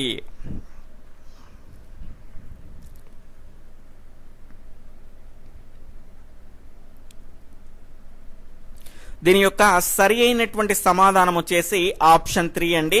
ప్రస్తుత ఎత్తును సెంటీమీటర్లలో ఇక్కడ వేసేసుకొని దాని తర్వాత ఉండవలసిన పూర్తి ఎత్తు శాతాన్ని ఈ రకంగా క్రిందేసుకొని దీనికి సంబంధించిన క్యాలిక్యులేషన్ పార్ట్ అనేది చేసేసి దాన్ని 100తో గుణిస్తే మనకి ఏమొస్తుంది అంటే సంపూర్ణ ఎత్తు అనేది వస్తుంది, గమనించాలి. తర్వాత 2వ క్వశ్చన్ వచ్చేసి క్రింది వాటిలో సరైనవి ఏవి? ఆప్షన్ 1 అంతఃస్రావ గ్రంథులకు ప్రత్యేకమైనటువంటి నాళాలు ఉండవు. స్టేట్మెంట్ 2 వీటిని వినాళ గ్రంథులు అంటారు. స్టేట్మెంట్ 3 ఇవి స్రవించే రసాయనాలను హార్మోన్స్ అంటారు. ఇక్కడ 4 వచ్చేసి లాంగర్ హన్స్ పుటికలు హార్మోన్స్ ను రక్తంలోకి విడుదల చేస్తాయి. ఆప్షన్ 1 1 2 3 మాత్రమే, ఆప్షన్ 2 1,2 మాత్రమే, ఆప్షన్ 3 వచ్చేసి 3,4 మాత్రమే, ఆప్షన్ 4 వచ్చేసి పైవన్నీ. ఫాస్ట్ గా లైవ్ చూస్తున్న వాళ్ళంతా దీని యొక్క సరి అయినటువంటి సమాధానాన్ని కామెంట్ చేస్తూ ఉండండి. చాలా మందికి లైవ్ చాట్ అనేది చేయడం రావట్లేదండి. ఇక్కడ చూసుకుంటే లైవ్ అనేది స్టార్ట్ అయినప్పుడు మనకి ఇక్కడ లైక్ డిస్లైక్ పక్కన లైవ్ చాట్ అనేటువంటి బటన్ మీకు కనిపిస్తుంది. దీన్ని క్లిక్ చేయగానే మనకు లైవ్ లో ఎంతమంది ఉన్నారు, వాళ్ళు ఏ రకంగా కామెంట్స్ చేస్తున్నారు అనేటివి మీరు చూడొచ్చు. అలా కాకుండా కింద కామెంట్ సెక్షన్ లో చేస్తున్నారు, కామెంట్ సెక్షన్ లో కాదు. ఇక్కడ లైవ్ చాట్ అనేటువంటి బటన్ క్లిక్ చేయండి, దాని ద్వారా మీరు లైవ్ లో పాల్గొనొచ్చు, గమనించాలి. ఇక్కడ చూసుకుంటే దీని యొక్క సరైనటువంటి సమాధానం వచ్చేసి ఆప్షన్ 4 పైవన్నీ అండి. ఇక్కడ చూసుకుంటే అంతఃస్రావ గ్రంథులకు ప్రత్యేకమైనటువంటి నాళాలు ఉండవు కాబట్టే వాటిని వినాళ గ్రంథులు అంటారు. ఇవి స్రవించేటువంటి రసాయనాలను ఏమంటారు అంటే హార్మోన్స్ అంటారు. ఎగ్జాంపుల్ గా మనకు ఇన్సులిన్ మరియు గ్లైకోజన్ ను తీసుకోవచ్చు. దాని తర్వాత ఇందులో ఉన్నటువంటి లాంగర్హన్స్ పుటికలు ఏం చేస్తాయి అంటే హార్మోన్స్ ను రక్తంలోకి విడుదలయ్యే విధంగా చూస్తాయి, గమనించాలి. ఇవన్నీ కూడా సరి అయినవే. తర్వాత మూడవ క్వశ్చన్ వచ్చేసి చిన్న పిల్లల్లో మరుగుజ్జుతనం పెద్దవారిలో సైమన్స్ అనే వ్యాధులను నియంత్రించే గ్రంథి ఏది? Option 1 master gland, option 2 thyroid గ్రంథి, ఆప్షన్ 3 అధివృక్క గ్రంథి, ఆప్షన్ 4 పార్శ్వ అవటు గ్రంథి. ఫాస్ట్ గా మీ యొక్క సరి అయినటువంటి సమాధానాన్ని కామెంట్ చేస్తూ ఉండండి. ఇంకా ఎవరైనా వీడియోని లైక్ చేయకపోతే తప్పకుండా లైక్ చేయండి, ఎందుకంటే మీ నుంచి ఆశించేది కేవలం ఒక లైక్ షేర్ మాత్రమే, గమనించాలి.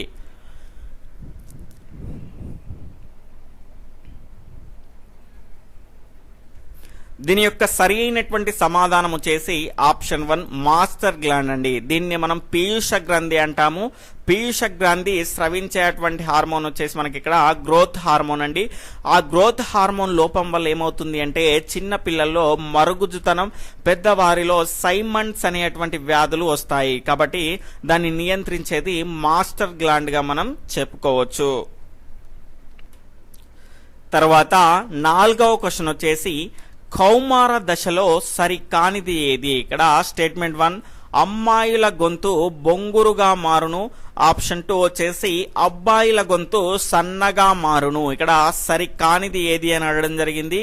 ఆప్షన్ 1 1, 2, ఆప్షన్ 2 1 మాత్రమే, ఆప్షన్ 3 2 మాత్రమే, ఆప్షన్ 4 ఏది కాదు. ఫాస్ట్ గా మీ యొక్క సరి అయినటువంటి సమాధానాన్ని కామెంట్ చేస్తూ ఉండండి.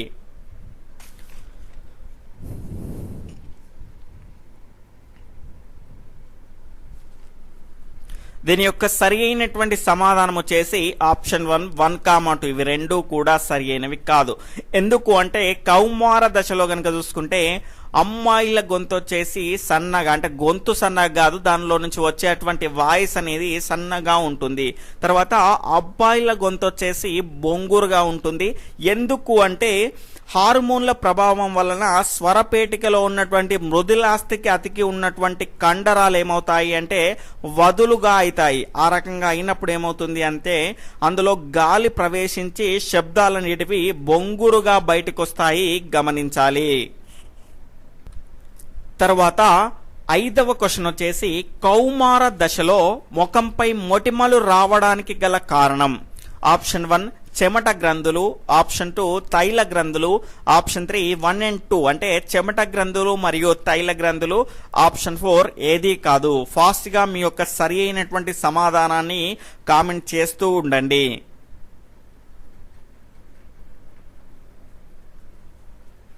దీని యొక్క సరి అయినటువంటి సమాధానం వచ్చేసి ఆప్షన్ 3 1 and 2 అండి. కౌమార దశలో కనుక చూసుకుంటే చెమట గ్రంథులు, తైల గ్రంథులు అనేటివి చాలా యాక్టివ్గా, చురుకుగా పనిచేస్తూ ఉంటాయి. కాబట్టి ఏమవుతుంది అంటే ఈ కారణం వల్ల మనకు కౌమార దశలో ముఖంపై మొటిమలు అనేటివి రావడం జరుగుతుంది. మరి దీన్ని నివారించాలి అంటే ఏం చేయాలి అంటే శుభ్రంగా మొహాన్ని కడుగుతూ ఉండాలి. ఆ జిడ్డు అనేది మొహం పైన పేరుకపోకుండా చూసుకునే విధంగా ఉంటే గనక వీటిని అధిగమించవచ్చు. తర్వాత 6వ క్వశ్చన్ వచ్చేసి క్రింది వాటిలో సరికానిది ఏది? ఇక్కడ స్టేట్మెంట్ 1 స్వరపేటికలో 9 మృదులాస్తులు ఉంటాయి. స్టేట్మెంట్ 2 వీటిలో థైరాయిడ్ మృదులాస్తి పెద్దగా ఉండును. ఆప్షన్ 1 1, 2, ఆప్షన్ 2 1 మాత్రమే, ఆప్షన్ 3 2 మాత్రమే, ఆప్షన్ 4 ఏది కాదు.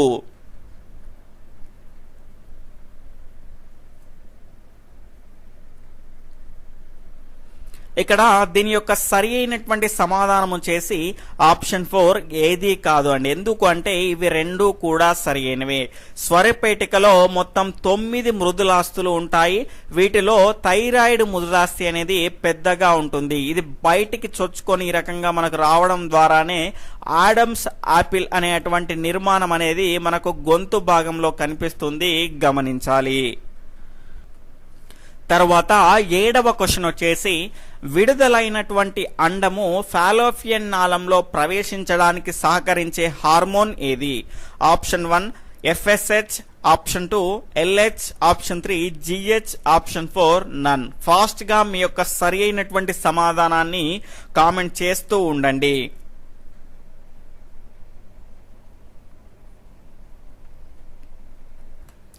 దీని యొక్క సరి అయినటువంటి సమాధానం వచ్చేసి ఆప్షన్ 2 ఎల్హెచ్ హార్మోన్ అండి.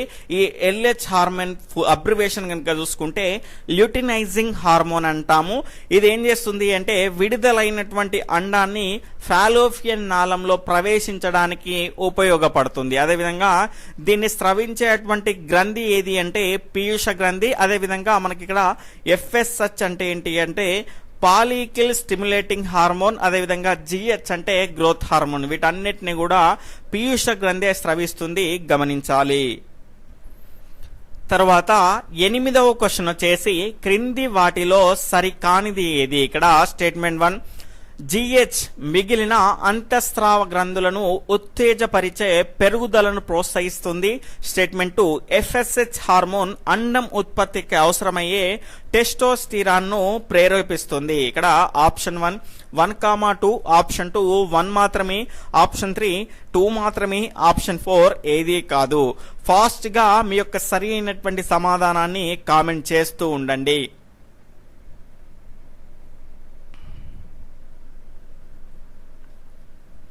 ఇక్కడ దీని యొక్క సరి అయినటువంటి సమాధానం వచ్చేసి ఆప్షన్ 3 2 మాత్రమే. ఇక్కడ జాగ్రత్తగా గమనిస్తే గ్రోత్ హార్మోన్ ఏం చేస్తుంది అంటే మిగిలినటువంటి అంతఃస్రావ గ్రంథులను ఉత్తేజపరిచి పెరుగుదలను ప్రోత్సహించే విధంగా గ్రోత్ హార్మోన్ అనేది చూపిస్తుంది, దాని యొక్క విధిని నిర్వహిస్తుంది. అదేవిధంగా మనకు పాలికిల్ స్టిమ్యులేటింగ్ హార్మోన్ కనుక చూసుకుంటే కనుక అండం ఉత్పత్తికి అవసరమయ్యేటువంటి టెస్టోస్టిరాన్ కాదండి, ఈస్ట్రోజన్ ను ప్రేరేపిస్తుంది. టెస్టోస్టిరాన్ అనేది శుక్ర కణాలను ప్రేరేపించే అటువంటి హార్మోన్ గా మనం చెప్పుకోవచ్చు. కాబట్టి ఆప్షన్ 3 2 అనేది సరైనది కాదు. తర్వాత 9వ క్వశ్చన్ వచ్చేసి స్త్రీలలో అండాల విడుదల, పిండ ప్రతిస్థాపన, ఋతుచక్రం నియంత్రణ, ద్వితీయ లైంగిక లక్షణాలు పెంపొందించే హార్మోన్లు. Option 1 oestrogen, option 2 progesterone, option 3 testosterone, option 4 వచ్చేసి 1 and 2 అంటే ఈస్ట్రోజన్ మరియు ప్రొజెస్టిరాన్. ఫాస్ట్ గా మీ యొక్క సరి అయినటువంటి సమాధానాన్ని కామెంట్ చేస్తూ ఉండండి. ఇంకా ఎవరైనా కొత్తగా మన ఛానల్ చూస్తూ ఉన్నట్లయితే తప్పకుండా లైక్ చేయండి. రెడ్ కలర్ లో ఉన్నటువంటి సబ్స్క్రైబ్ బటన్ క్లిక్ చేసుకుంటేనే మరిన్ని వీడియోలను మీరు పొందగలుగుతారు.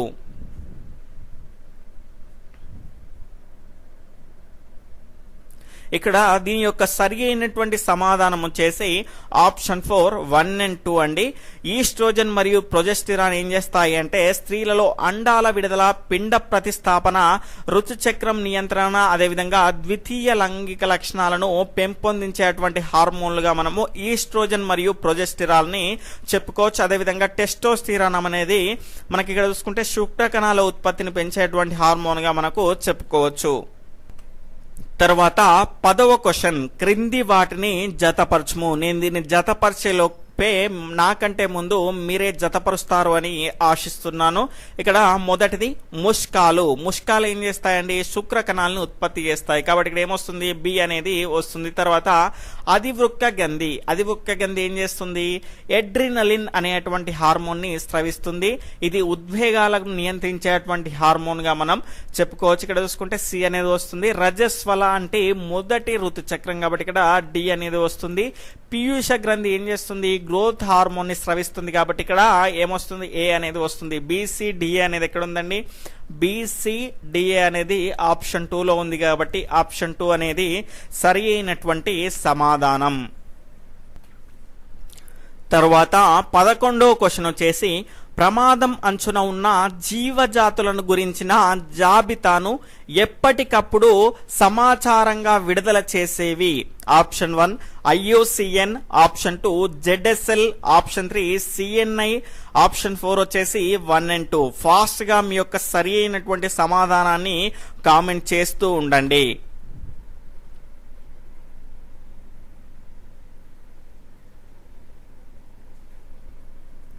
ఇక్కడ దీని యొక్క సరైనటువంటి సమాధానం వచ్చేసి ఆప్షన్ 4 అండి. 1 and 2 అనేటివి సరి అయినవి. ఇక్కడ ప్రమాదం అంచున ఉన్నటువంటి జీవజాతులను గురించిన జాబితాను ఎప్పటికప్పుడు సమాచారంగా విడుదల చేసేటివి ఏంటి అంటే IUCN మరియు ZSL అనేటువంటి సంస్థలు. IUCN అంటే ఏమిటి అంటే international union for conservation of nature, అంతర్జాతీయ ప్రకృతి సంరక్షణ సంఘము. అదేవిధంగా ZSL అంటే ఏంటి అంటే zoological society of London, JSL గా మనం చెప్పుకోవచ్చు. ఇవేం చేస్తాయంటే ప్రమాదం అంచున ఉన్న జీవజాతులను గురించిన జాబితాను ఎప్పటికప్పుడు సమాచారంగా విడుదల చేస్తూ ఉంటాయి, గమనించాలి. తర్వాత 12వ క్వశ్చన్ వచ్చేసి క్రింది వాటిలో సరికానిది ఏది? ఇక్కడ స్టేట్మెంట్ 1, అంతరించిపోతున్న జంతువులు మరియు మొక్కల గురించి పుస్తక రూపంలో ప్రచురించేవి WWF IUWC. స్టేట్మెంట్ 2, ఈ పుస్తకాలను రెడ్ టెక్స్ట్ బుక్ లేదా రెడ్ డేటా బుక్ అని అంటారు. ఇక్కడ ఆప్షన్ 1, 2, ఆప్షన్ 2 1 మాత్రమే, ఆప్షన్ 3 2 మాత్రమే, ఆప్షన్ 4 ఏది కాదు. ఫాస్ట్ గా మీ యొక్క సరి అయినటువంటి సమాధానాన్ని కామెంట్ చేస్తూ ఉండండి. అదేవిధంగా వీడియోని ఇంకా ఎవరైనా లైక్ చేయకపోతే ఖచ్చితంగా లైక్ చేయండి.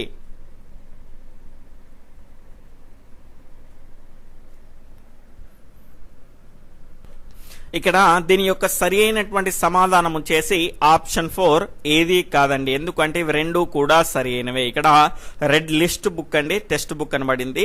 ఇక్కడ అంతరించిపోతున్నటువంటి జంతువులు మరియు మొక్కల గురించి పుస్తక రూపంలో ప్రచురించేవేమో WWF, దాని తర్వాత IUWC. ఇక్కడ చూసుకుంటే WWF యొక్క ఫుల్ ఫామ్ కనుక చూసుకుంటే వరల్డ్ వైడ్ లైఫ్ ఫెడరేషన్, ప్రపంచ వన్యప్రాణుల సమాఖ్య. దాని తర్వాత అంతర్జాతీయ వన్యప్రాణుల సంరక్షణ సంఘం IUWC యొక్క ఫుల్ ఫామ్ కనుక చూసుకుంటే international union for wild life conservation. ఈ రకంగా మనం దీని యొక్క అబ్జర్వేషన్ ని పూర్తి అబ్రివేషన్ ని చెప్పుకోవచ్చు. ఇక్కడ చూసుకుంటే ఇవి ఏం చేస్తాయి అంటే ఇంతకు ముందు ఉన్నటువంటి IUCN అదేవిధంగా ZSL కు దానికి తేడా ఏంటి అంటే అవి ఏం చేస్తాయి అంటే ప్రమాదం అంచున్న వాటికి సంబంధించినటువంటి సమాచారాన్ని ఒక బులెటిన్ ని రిలీజ్ చేస్తుంటాయి. ఇవి అలా కాకుండా ప్రమాదం అంచులో ఉన్న వాటిని అదేవిధంగా అంతరించిపోతున్న వాటిని చాలా రకమైనటువంటి మొక్కలు జంతువులు ఆ రకమైనటువంటి అన్నింటినీ కూడా పుస్తక రూపంలో ప్రచురిస్తుంది. దాన్ని ఏమంటారంటే ఆ పుస్తకాన్ని రెడ్ లిస్ట్ బుక్ లేదా రెడ్ డాటా బుక్ అంటారు. ఈ WWF IUWC చేసేటువంటి పనేమో ఇది, దాని తర్వాత IUCN తర్వాత ZSL చేసేటువంటి పనేమో అది గమనించాలి. తర్వాత 13వ క్వశ్చన్ వచ్చేసి క్రింది వాటిలో సరైనవి ఏవి? ఇక్కడ స్టేట్మెంట్ 1, ఒక ప్రత్యేకమైన ప్రాంతానికి పరిమితమై ఉండే వృక్ష జంతు జాతులను ఎండమిక్ జాతులు అంటారు. స్టేట్మెంట్ 2, కంగారు, ఆస్ట్రేలియా, కివి న్యూజిలాండ్ కి చెందినటువంటి జీవులు. ఇక్కడ ఆప్షన్ 1, 1, 2, ఆప్షన్ 2 1 మాత్రమే, ఆప్షన్ 3 2 మాత్రమే, ఆప్షన్ 4 వచ్చేసి ఏది కాదు. ఫాస్ట్ గా మీ యొక్క సరి అయినటువంటి సమాధానాన్ని కామెంట్ చేస్తూ ఉండండి.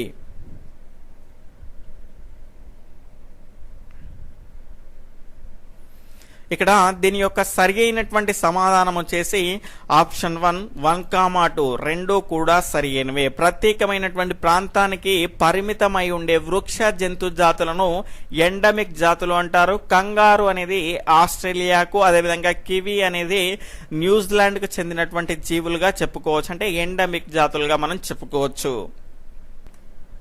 తర్వాత 14వ క్వశ్చన్ వచ్చేసి అంతరించిపోయే ప్రమాదం ఉన్న మొక్కల్లో లేనిది ఏది? ఇక్కడ ఆప్షన్ 1 ఆర్కిడ్స్, ఆప్షన్ 2 గంధం చెట్టు, ఆప్షన్ 3 సర్ఫగంధి, ఆప్షన్ 4 వచ్చేసి సైకస్. ఇక్కడ అడిషనల్ ఆప్షన్స్ వచ్చేసి 1, 1, 2 మాత్రమే, 2, 2, 4 మాత్రమే, 3, 4 మాత్రమే, ఆప్షన్ 4 వచ్చేసి ఏది కాదు. ఫాస్ట్ గా మీ యొక్క ఆన్సర్ ని కామెంట్ చేస్తూ ఉండండి.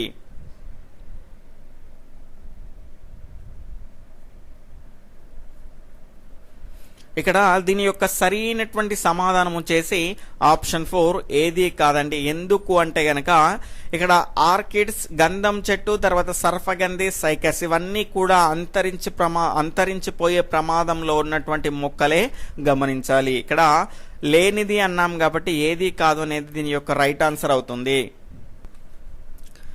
తర్వాత 15వ క్వశ్చన్ వచ్చేసి క్రింది వాటిలో సరికానిది ఏది? ఇక్కడ స్టేట్మెంట్ 1, 1972లో టైగర్ ప్రాజెక్టును ప్రారంభించారు? స్టేట్మెంట్ 2, ప్రస్తుతానికి మన దేశంలో 50 పులి సంరక్షణ కేంద్రాలు ఉన్నాయి. స్టేట్మెంట్ 3, 1973లో 2000 పులులు ఉండగా ప్రస్తుతం 3800 దాకా పెరిగాయి. స్టేట్మెంట్ 4 వచ్చేసి ప్రపంచ జనాభాలో దాదాపు 80% పులులు మన దేశంలో ఉన్నాయి. ఫాస్ట్ గా దీని యొక్క సరి అయినటువంటి సమాధానాన్ని కామెంట్ చేస్తూ ఉండండి.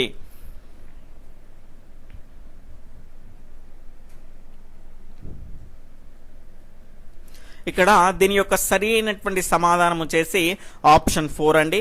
ప్రపంచ జనాభాలో దాదాపు 80% కాదండి, 60% పులులు మాత్రమే మన దేశంలో ఉన్నాయి. మన దేశం అంటే భారతదేశం. ఇక్కడ చూసుకుంటే క్రింది వాటిలో సరి కానిది అని అడగడం జరిగింది. ఇది ఒకటి మాత్రమే సరికాదు, మిగిలినవన్నీ కూడా సరి అయినవి. ఇక్కడ ప్రస్తుతానికి మన దేశంలో 50 పులి సంరక్షణ కేంద్రాలు ఉన్నాయండి.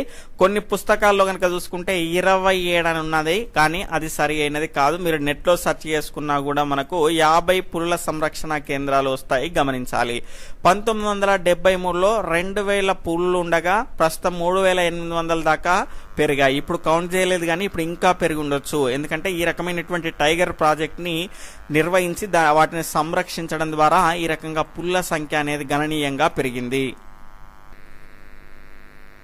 తర్వాత 16వ క్వశ్చన్, తేలి నీలాపురం పక్షుల సంరక్షణ కేంద్రం ఎక్కడ ఉంది? Option 1 Chittoor, option 2 Srikakulam, option 3 పశ్చిమ గోదావరి, ఆప్షన్ 4 నెల్లూరు. ఫాస్ట్ గా మీ యొక్క సరైనటువంటి సమాధానాన్ని కామెంట్ చేస్తూ ఉండండి.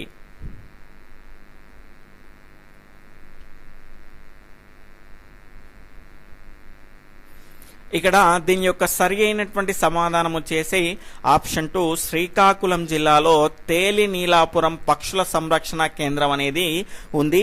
ఇక్కడ మనం వేటిని ఎక్కువగా చూడొచ్చు అంటే సైబీరియా కొంగల్ని మనం ఎక్కువగా చూడొచ్చు, గమనించాలి.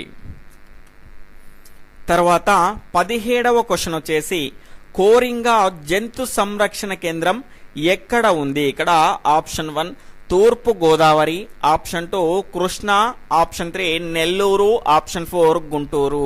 ఫాస్ట్ గా మీ యొక్క సరి అయినటువంటి సమాధానాన్ని కామెంట్ చేస్తూ ఉండండి.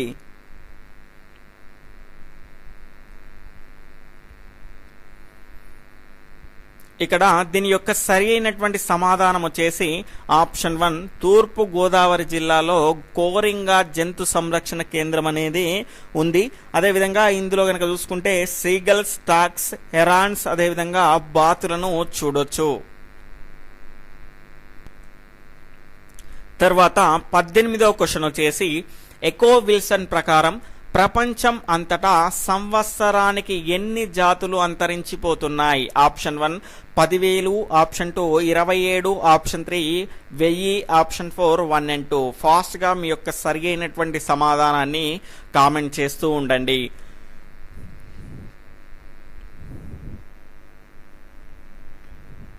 ఇక్కడ చూసుకుంటే దీని యొక్క సరి అయినటువంటి సమాధానం వచ్చేసి ఆప్షన్ 1 అండి, 10,000 అండి. మనకి ఇక్కడ ఎకో విల్సన్ ప్రకారం ప్రపంచం అంతటా సంవత్సరానికి 10,000 జాతులు అంతరించిపోతున్నాయి. అదే ఒక రోజుకైతే గనక 27 జాతులు అంతరించిపోతున్నాయి. వాటన్నిటికీ మూల కారణము మనమే అండి, గమనించాలి. తర్వాత 19వ క్వశ్చన్ వచ్చేసి గరిష్టంగా జీవ వైవిధ్య నష్టం ఉన్న ప్రాంతాన్ని ఏ రంగులో సూచిస్తారు? ఆప్షన్ 1 నీలి రంగు, ఆప్షన్ 2 ఎరుపు రంగు, ఆప్షన్ 3 పసుపు రంగు, ఆప్షన్ 4 నలుపు రంగు. ఫాస్ట్ గా మీ యొక్క సరి అయినటువంటి సమాధానాన్ని కామెంట్ చేస్తూ ఉండండి.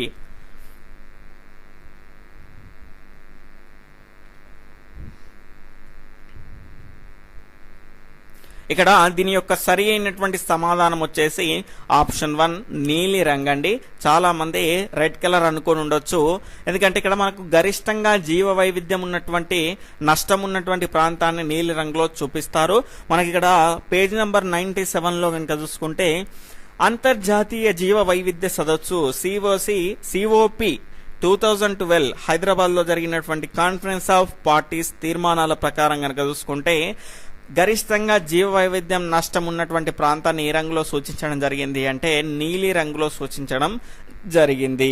వచ్చేసి ఏజీ టాన్స్లీ అనే శాస్త్రవేత్త ఎకో సిస్టమ్ అనే పదాన్ని మొదటిసారిగా ఎప్పుడు ఉపయోగించారు? Option 1 1953, option 2 1935, option 3 1936, option 4 1954. మీకు ఆన్సర్ చేయడానికి 10 సెకండ్స్ టైం ఉంటుందండి. ఫాస్ట్గా లైవ్ చూస్తున్న వాళ్ళంతా వీడియోని లైక్ చేస్తూ దీని యొక్క సరి అయినటువంటి సమాధానాన్ని ఫాస్ట్గా కామెంట్ చేస్తూ ఉండండి.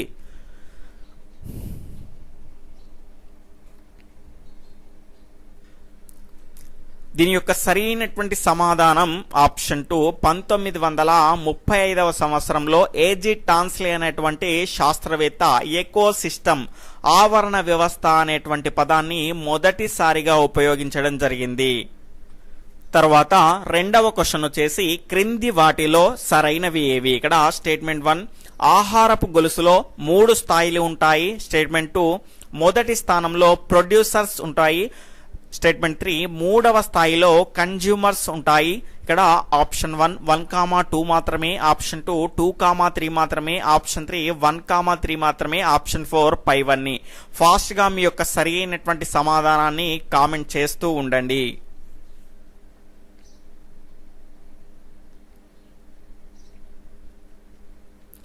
ఇక్కడ దీని యొక్క సరి అయినటువంటి సమాధానం ఆప్షన్ 1 1,2 మాత్రమే సరైనవి, మూడవది సరి అయినది కాదు. ఎందుకు అంటే ఆహారపు గొలుసులో 3 స్థాయిలు ఉంటాయి. అందులో మొదటి స్థాయిలో కనుక చూసుకుంటే ఉత్పత్తిదారులు ఉంటాయి.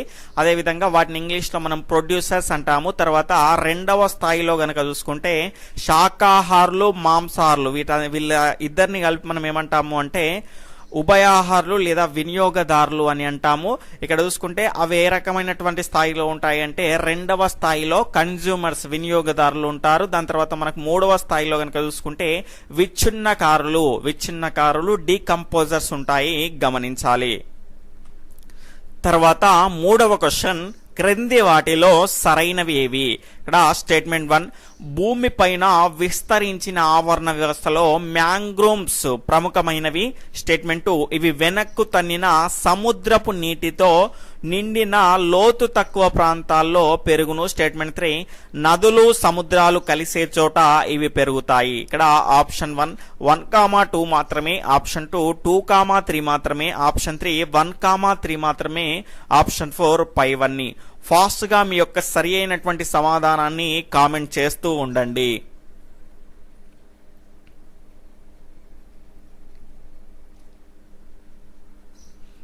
ఇక్కడ దీని యొక్క సరి అయినటువంటి సమాధానం వచ్చేసి ఆప్షన్ 4 పైవన్నీ అండి. ఎందుకంటే భూమిపైన విస్తరించిన ఆవరణ వ్యవస్థలో మ్యాంగ్రోవ్స్ అనేటివి చాలా ప్రముఖమైనవి. ఎందుకంటే సముద్ర జీవులకు ఆహారంగా మరియు ఇవి నర్సరీలుగా చాలా ఎక్కువగా ఉపయోగపడతాయి. అదేవిధంగా ఇవి ఎక్కడ ఉంటాయంటే ఇవి వెనక్కు తన్నినటువంటి సముద్రపు నీటిలో, సముద్రం అనేది వెనక్కి ఇక్కడ నీడ అనేది రకంగా వస్తుంది కదా, ఆ రకంగా వచ్చినప్పుడు ఆ రకమైన నీటిలో నిండినటువంటి లోతు తక్కువ ప్రాంతాల్లో ఉన్నటువంటి ఆ ప్రాంతాల్లో మనకు ఈ రకమైనటువంటి మ్యాంగ్రోవ్స్ పెరుగుతాయి. అదేవిధంగా నదులు సముద్రాలు కలిసే చోట ఈ మ్యాంగ్రోవ్స్ అనేటివి పెరుగుతాయి. పూర్తి సమాచారాన్ని నెక్స్ట్ క్వశ్చన్ లో తెలుసుకుందాం. తర్వాత 4వ క్వశ్చన్ మ్యాంగ్రోవ్స్ యొక్క లక్షణాలలో లేనిది. ఇక్కడ స్టేట్మెంట్ 1 వీటికి కావాల్సినటువంటి పోషకాలను భూమి పొరల్లోని మంచి నీటి నుండి మరియు సముద్రంలోని ఉప్పు నీటి నుండి గ్రహిస్తాయి. స్టేట్మెంట్ 2 ఇవి సముద్ర జీవులకు ముఖ్యమైన ఆహారంగా మరియు నర్సరీలుగా ఉపయోగపడతాయి. ఇక్కడ లక్షణాలలో లేనిది ఏది అని అడగడం జరిగింది. ఆప్షన్ 1 1,2, ఆప్షన్ 2 1 మాత్రమే, ఆప్షన్ 3 2 మాత్రమే, ఆప్షన్ 4 ఏది కాదు. ఫాస్ట్ గా మీ యొక్క ఆన్సర్ ని కామెంట్ చేస్తూ ఉండండి. ఇంకా ఎవరైనా వీడియోని లైక్ చేయకపోతే తప్పకుండా లైక్ చేయండి.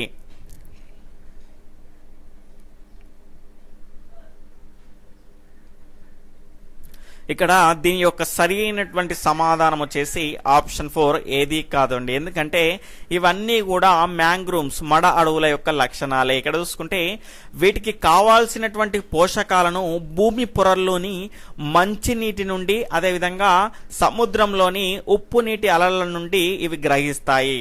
అదేవిధంగా సముద్ర జీవులకు ఇవి ముఖ్య ఆహారంగా ఉపయోగపడతాయి. ఇవి ప్రముఖమైనటువంటి వాణిజ్య పంటగా కూడా మనం చెప్పుకోవచ్చు. అదేవిధంగా నర్సరీలు కూడా ఇవి ఉపయోగపడతాయి కాబట్టి ఇవి ప్రముఖమైనటువంటి వాణిజ్య పంటగా మనం చెప్పుకోవచ్చు. తర్వాత 5వ క్వశ్చన్, క్రింది వాటిలో సరైనవి. స్టేట్మెంట్ 1, కోరింగా మ్యాంగ్రోవ్స్ విశాఖపట్నం దక్షిణ ప్రాంతం నుండి దాదాపు 250 కిలోమీటర్ల దూరం విస్తరించి ఉన్నాయి. స్టేట్మెంట్ 2, కోరింగా నది పేరు మీద వీటికి పేరు వచ్చింది. అంటే ఆ మ్యాంగ్రూమ్స్ కు కోరింగా మ్యాంగ్రూమ్స్ అని పేరు వచ్చింది. ఇక్కడ ఆప్షన్ 1 1,2, ఆప్షన్ 2 1 మాత్రమే, ఆప్షన్ 3 2 మాత్రమే, ఆప్షన్ 4 ఏది కాదు.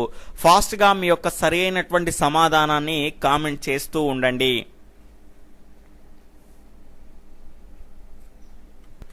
దీని యొక్క సరి అయినటువంటి సమాధానం ఆప్షన్ 3 2 మాత్రమే సరైనది, మొదటిది సరైనది కాదు. ఇక్కడ కోరింగా మ్యాంగ్రోవ్స్, కోరింగా మడ అడవులు ఎక్కడుంటాయి అంటే కాకినాడ దక్షిణ సముద్ర తీరంలో విశాఖపట్నం దక్షిణ ప్రాంతం నుండి దాదాపుగా 250 కిలోమీటర్లు కాదండి 150 కిలోమీటర్ల దూరం విస్తరించి ఉన్నాయి. అదేవిధంగా కోరింగా అనేటువంటి నది పేరు మీదనే వీటికి కోరింగా మ్యాంగ్రోవ్స్ అనేటువంటి పేరు అనేది రావడం జరిగింది. 6వ క్వశ్చన్, కోరంగి మ్యాంగ్రోవ్స్ ఏ నదుల నుంచి నీటిని తీసుకుంటాయి?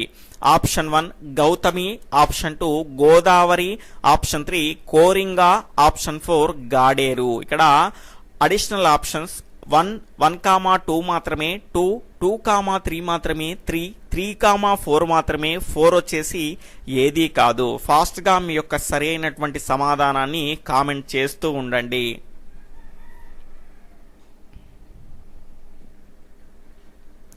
దీని యొక్క సరి అయినటువంటి సమాధానం వచ్చేసి ఆప్షన్ 3 3,4 అండి. ఎందుకు అంటే కోరంగి మ్యాంగ్రోవ్స్ అనేది ఏ నది పేరు మీదుగా వచ్చింది? కోరింగా అనేటువంటి నది పేరు మీదనే వచ్చింది. ఇక్కడ చూసుకుంటే గౌతమి గోదావరి ఉపనదులైనటువంటి కోరింగా మరియు గాడేరు నదుల నుంచి ఇవేం చేస్తాయి అంటే మంచి నీటిని తీసుకుంటాయి. అదేవిధంగా కాకినాడ దక్షిణ సముద్ర తీరం నుంచి ఇక్కడ చూసుకుంటే ఉప్పు నీటిని, దానిలో నుంచి మంచి నీటిని, వీటిలో నుంచి ఉప్పు సముద్ర తీరంలో నుంచి ఉప్పు నీటిని తీసుకొని దానిలోని పోషకాలను ఇవి సమృద్ధి పరుచుకుంటాయి. కాబట్టి ఆ రకంగా కోరింగా నది పేరు మీద కోరింగా మ్యాంగ్రోవ్స్ అని పేరు వచ్చింది.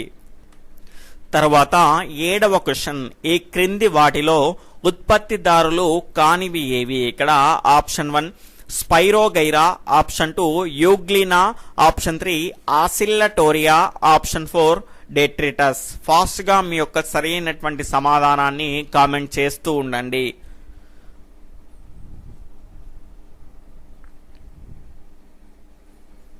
ఇక్కడ దీని యొక్క సరైనటువంటి సమాధానం వచ్చేసి ఆప్షన్ 4 డెట్రిటస్ అండి. ఇక్కడ స్పైరోగైరా, యూగ్లినా, తర్వాత ఆసిల్లటోరియా ఇవన్నీ కూడా ఉత్పత్తిదారులు. సూర్యరశ్మిని ఉపయోగించుకొని ఇవి ఏం చేస్తాయి అంటే మనకు ఆహారాన్ని, వాటంతట అవే ఆహారాన్ని తయారు చేసుకుంటాయి. కాబట్టి వాటిని ఏమంటారు అంటే ఉత్పత్తిదారులు, ప్రొడ్యూసర్స్ అంటారు. డెట్రిటస్ అనేది ఇది ఒక బ్యాక్టీరియా అయినటువంటి విచ్ఛిన్నకారి, కాబట్టి ఇది విచ్ఛిన్నకారిగా మనం చెప్పుకోవచ్చు. కాబట్టి ఉత్పత్తిదారుల్లో లేనిది వచ్చేసి ఆప్షన్ 4 డెట్రిటస్. తర్వాత 8వ క్వశ్చన్ వచ్చేసి పునరుత్పత్తిదారులు అని వేటిని అంటారు? ఇక్కడ option 1 consumers, option 2 producers, option 3 decomposers, option 4 carnivores. Fast గా మీ యొక్క సరి అయినటువంటి సమాధానాన్ని కామెంట్ చేస్తూ ఉండండి. ఇంకా ఎవరైనా కొత్తగా మన ఛానల్ని చూస్తూ ఉన్నట్లయితే తప్పకుండా సబ్స్క్రైబ్ చేసుకొని పక్కనటువంటి ఆల్ నోటిఫికేషన్ బెల్ ఐకాన్ని క్లిక్ చేయండి.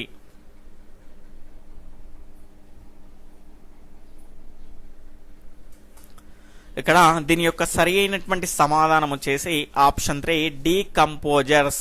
ఇక్కడ మనకెందుకు ఈ డీకంపోజర్స్ ని పునరుత్పత్తిదారులు అని అంటారు అంటే మనకు 3వ స్థాయిలో ఉండేటివి ఏంటి అంటే విచ్ఛిన్నకారులు. ఇవి జంతువులు, మొక్కలు విసర్జించినటువంటి వ్యర్థ పదార్థాల నుండి కానీ అదేవిధంగా వాటి నిర్జీవ పదార్థాల నుండి కానీ ఆహారాన్ని సేకరిస్తాయి. అదేవిధంగా వీటిని కుళ్ళింప చేయడం ద్వారా నేలకు పోషకాలను అందిస్తాయి. ఈ రకంగా పోషకాలను నేలకు అందించడం ద్వారా మళ్ళీ నేల నుంచి మొక్కలు ఆ పోషకాలను తీసుకుంటాయి. కాబట్టి వీటిని ఏమంటారు అంటే పునరుత్పత్తిదారులు అంటారు, గమనించాలి. తర్వాత 9వ క్వశ్చన్ వచ్చేసి క్రింది వాటిలో వినియోగదారులకు చెందనిది. ఇక్కడ ఆప్షన్ 1 పీతలు, option 2 daphnia, option 3 hydra, option 4 ulothrix. Fast గా మీ యొక్క సరి అయినటువంటి సమాధానాన్ని కామెంట్ చేస్తూ ఉండండి.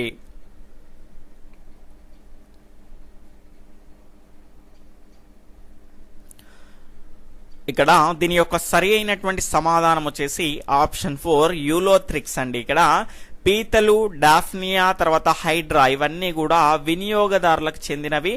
మనకు ఆహారపు గొలుసులో 2వ స్థాయిలో కనుక చూసుకుంటే వినియోగదారులు ఉంటాయండి. ఈ వినియోగదారులకు ఇక్కడ వినియోగదారులో మాంసాహారులు, శాకాహారులు రెండూ ఉంటాయి వినియోగదారుల్లో. అదేవిధంగా మనకి ఇక్కడ చూసుకుంటే పీతలు, డాఫ్నియా, హైడ్రా ఇవన్నీ కూడా వినియోగదారులకు చెందినవి. అదేవిధంగా యూలోథ్రిక్స్ అనేటివి ఉత్పత్తిదారులకు అంటే సూర్యరశ్మిని ఉపయోగించుకొని సొంతంగా ఆహారాన్ని తయారు చేసుకునేటువంటి మొక్కలు, శైవలాలకు చెందినటువంటి యూలోథ్రిక్స్.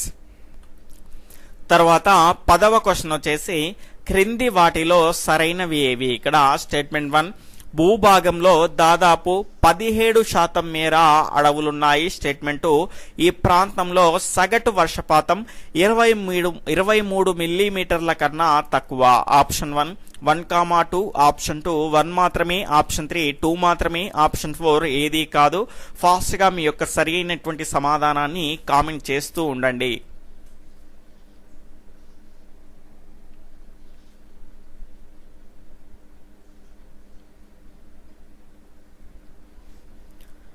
ఇక్కడ దీని యొక్క సరి అయినటువంటి సమాధానం వచ్చేసి ఆప్షన్ 4 ఏది కాదు అండి. ఎందుకు అంటే మనకి ఇక్కడ జాగ్రత్తగా గమనిస్తే గనక భూభాగంలో దాదాపుగా 17% ఉన్నవి ఏంటి అంటే అడవులు కాదండి, ఎడారులు ఉన్నాయి. ఈ ఎడారి ప్రాంతంలో సగటు వర్షపాతం ఎంత ఉంటుంది అంటే 23 మిల్లీమీటర్ల కన్నా తక్కువగా ఉంటుంది. అంటే మనకి ఇక్కడ చూసుకుంటే ఇది స్టేట్మెంట్ రాంగ్ అయింది కాబట్టి ఈ స్టేట్మెంట్ కూడా రాంగ్ అవుతుంది, గమనించాలి. తర్వాత 11వ క్వశ్చన్ వచ్చేసి ఎడారుల్లో కనిపించే కాక్టస్ అనేది దేనికి చెందినది. ఇక్కడ స్టేట్మెంట్ 1 ఉత్పత్తిదారులు, స్టేట్మెంట్ 2 వినియోగదారులు, స్టేట్మెంట్ 3 విచ్ఛిన్నకారులు, స్టేట్మెంట్ 4 వచ్చేసి నిర్జీవ అంశాలు. ఇక్కడ దీని యొక్క సరైనటువంటి సమాధానాన్ని ఫాస్ట్ గా కామెంట్ చేస్తూ ఉండండి.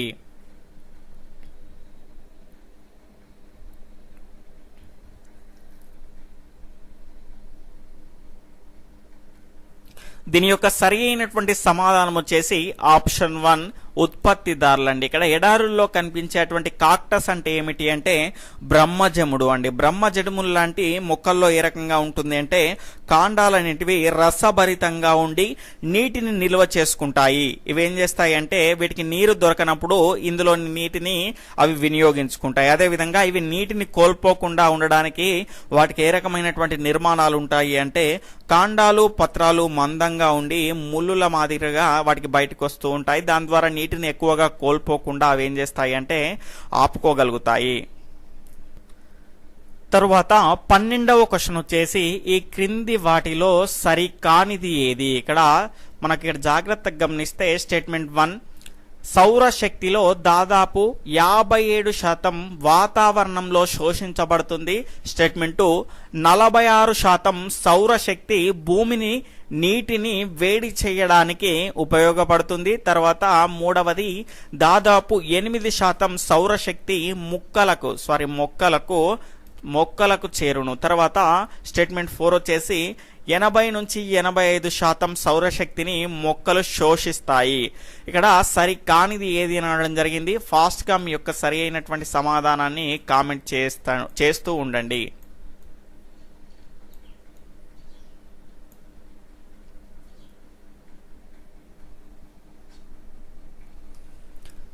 దీని యొక్క రైట్ ఆన్సర్ వచ్చేసి ఆప్షన్ 2 అండి.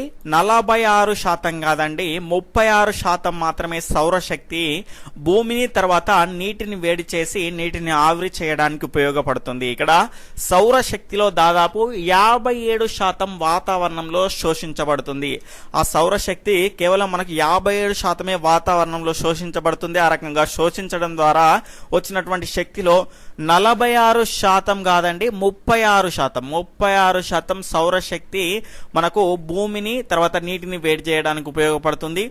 అందులో మనకి ఇక్కడ చూసుకుంటే కేవలం 8% మాత్రమే సౌరశక్తి మొక్కలకు చేరుతుంది. తర్వాత ఆ చేరినటువంటి ఈ 8%లోనే ఈ 8%లో 100% కాకుండా 80 నుంచి 85% సౌరశక్తిని మొక్కలు శోషిస్తాయంటే వినియోగించుకుంటాయి. తర్వాత అందులో కేవలం 50% సౌరశక్తిని సూర్యరశ్మిని ఉపయోగించుకొని మాత్రమే ఇవి కిరణజన్య సంయోజక క్రియ జరుపుతాయి, గమనించాలి. అంటే ఇక్కడ మనకు ఇవి పొందినటువంటి 8%లో మనకు కేవలం 80 నుంచి 85% సౌరశక్తిని మొక్కలు శోషిస్తాయి. ఆ రకంగా శోషించిన దానిలో కూడా కేవలం 50% మాత్రమే కిరణజన్య సంయోజక క్రియకు ఉపయోగపడుతుంది. తర్వాత 13వ క్వశ్చన్ వచ్చేసి క్రింది వాటిలో సరికానిది. ఇక్కడ ఆప్షన్ 1 ఒరైజా సటైవా ఆసియా ఖండం. Statement 2 ఒరైజా గ్లబెర్రిమా America. Option 3 ఒరైజా గ్లుమపాటిలా Africa. Option 1 1,2. Option 2 2,3. Option 3 3 మాత్రమే. ఆప్షన్ 4 ఏది కాదు. ఇవాళ కొంత అనీజీగా ఉందండి. ఒకవేళ రేపు కొంచెం ఏదైనా ఇబ్బంది అనిపిస్తే గనక రేపు లైవ్ టెస్ట్ అనేది ఉండదు. ఎల్లుండి మీకు పూర్తిగా కంప్లీట్ అయిపోతుంది 8th క్లాస్ బయాలజీ అనేది. ఆ రకంగా కండక్ట్ చేస్తాను, గమనించాలి. ఇక్కడ చూసుకుంటే సరి కానిది ఏది అనడం జరిగింది. ఇక్కడ ఆప్షన్ 1 1,2 మాత్రమే. ఆప్షన్ 2 2,3 మాత్రమే. ఆప్షన్ 3 3 మాత్రమే. ఆప్షన్ 4 ఏది కాదు. ఫాస్ట్ గా మీ యొక్క సరైనటువంటి సమాధానాన్ని కామెంట్ చేస్తూ ఉండండి.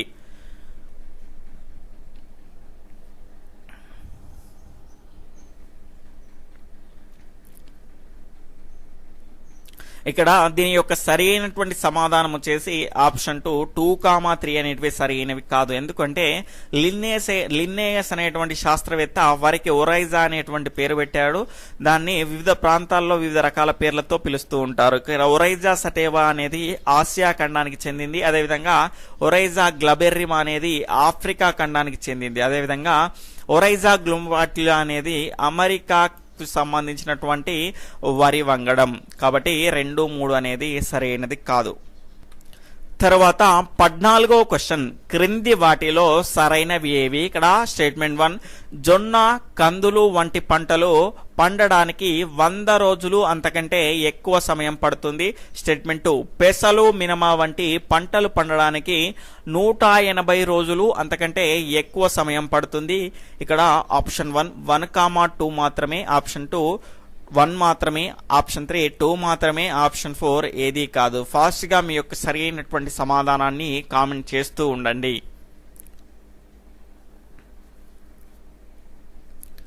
ఇక్కడ దీని యొక్క సరి అయినటువంటి సమాధానం వచ్చేసి ఆప్షన్ 4 ఏది ఇక్కడ సరి అయినవి అని అనడం జరిగింది కాబట్టి ఆప్షన్ 4 ఏది కాదండి. ఎందుకంటే ఇవి 2 కూడా సరి అయినవి కాదు.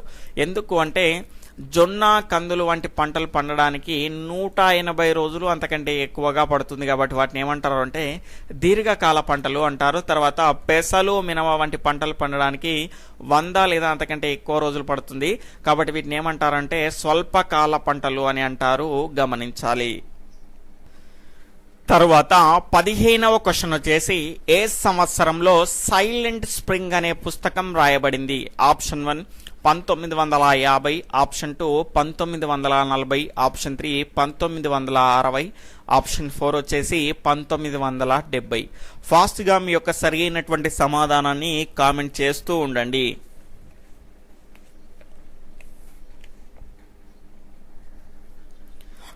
ఇక్కడ దీని యొక్క సరి అయినటువంటి సమాధానం వచ్చేసి ఆప్షన్ 3 1960లో మనకి ఇక్కడ రేచల్ కార్సన్ అనేటువంటి రచయిత్రి కీటక నాశనల వల్ల కలిగేటువంటి దుష్ఫలితాలపై సైలెంట్ స్ప్రింగ్ అనేటువంటి పుస్తకాన్ని రాసింది.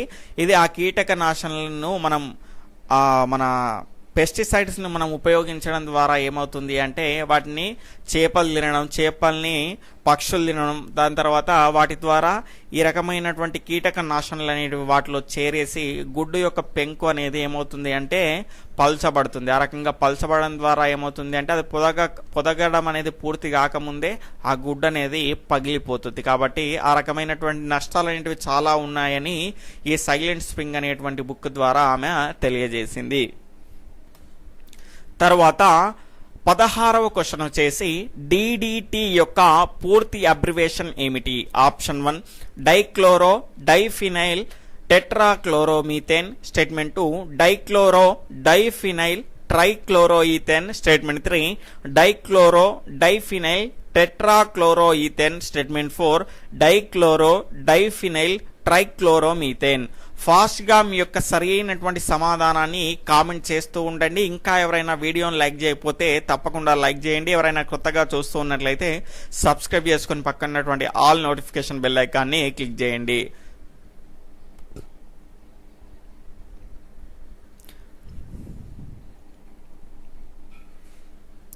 ఇక్కడ దీని యొక్క సరి అయినటువంటి సమాధానం వచ్చేసి ఆప్షన్ 2 డైక్లోరో డైఫినైల్ ట్రైక్లోరోఈథేన్ అండి. డిడిటి యొక్క పూర్తి అబ్రివేషన్ ఏంటి అంటే డైక్లోరో డైఫినైల్ ట్రైక్లోరోఈథేన్. తర్వాత 17వ క్వశ్చన్ వచ్చేసి క్రింది వాటిలో సరైనవి ఏవి? ఇక్కడ స్టేట్మెంట్ 1 గోధుమ దీర్ఘకాల రాత్రి పంట. స్టేట్మెంట్ 2 మొక్కజొన్న పత్తి పంట స్వల్పకాల రాత్రి పంట. ఆప్షన్ 1 1,2, ఆప్షన్ 2 1 మాత్రమే, ఆప్షన్ 3 2 మాత్రమే, ఆప్షన్ 4 ఏది కాదు. ఫాస్ట్గా మీ యొక్క సరి అయినటువంటి సమాధానాన్ని కామెంట్ చేస్తూ ఉండండి.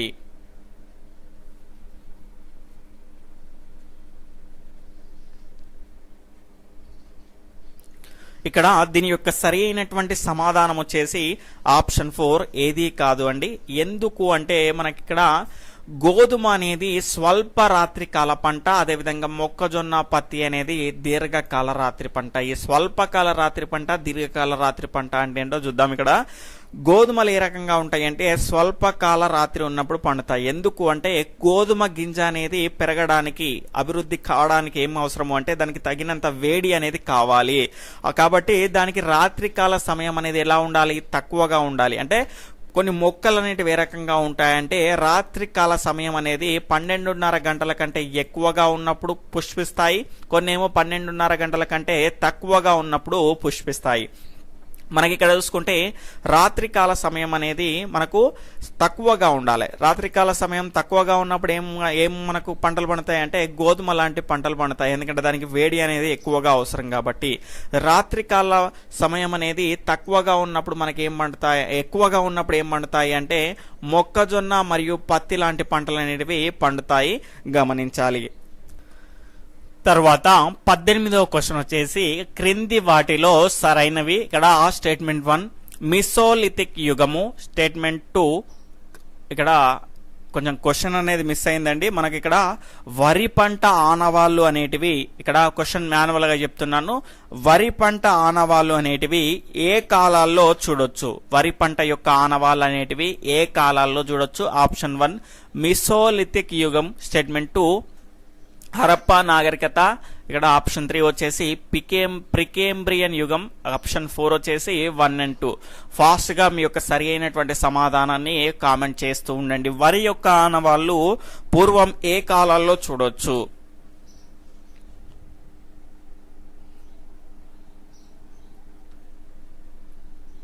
ఇక్కడ దీని యొక్క సరి అయినటువంటి సమాధానం వచ్చేసి ఆప్షన్ 4 1 and 2 అండి. ఇక్కడ మిసోలిథిక్ యుగం ఇక్కడ ఎప్పుడు అంటే క్రీస్తు పూర్వం 9000 నుండి 8000 ఆ మధ్య కాలంలో మిసోలిథిక్ యుగంలోనే, అదేవిధంగా హరప్పా నాగరికత అనేది క్రీస్తు పూర్వం 2300 సంవత్సరాల ఆ టైంలోనే మనకు వరిని పండించే యొక్క ఆనవాళ్ళు అనేటివి దొరకడం జరిగింది, గమనించాలి. తర్వాత 19వ క్వశ్చన్ వచ్చేసి క్రింది వాటిలో సరైనవి ఏవి? ఇక్కడ స్టేట్మెంట్ 1 మొక్కలు పెంచడానికి రాత్రికాల సమయ ప్రభావం ఖచ్చితంగా ఉంటుంది. స్టేట్మెంటు కొన్ని మొక్కలు పుష్పించడానికి రాత్రికాల సమయ ప్రభావం ఉండదు. ఇక్కడ ఆప్షన్ 1 1,2, ఆప్షన్ 2 1 మాత్రమే, ఆప్షన్ 3 2 మాత్రమే, ఆప్షన్ 4 ఏది కాదు. ఫాస్ట్ గా మీ యొక్క సరి అయినటువంటి సమాధానాన్ని కామెంట్ చేస్తూ ఉండండి.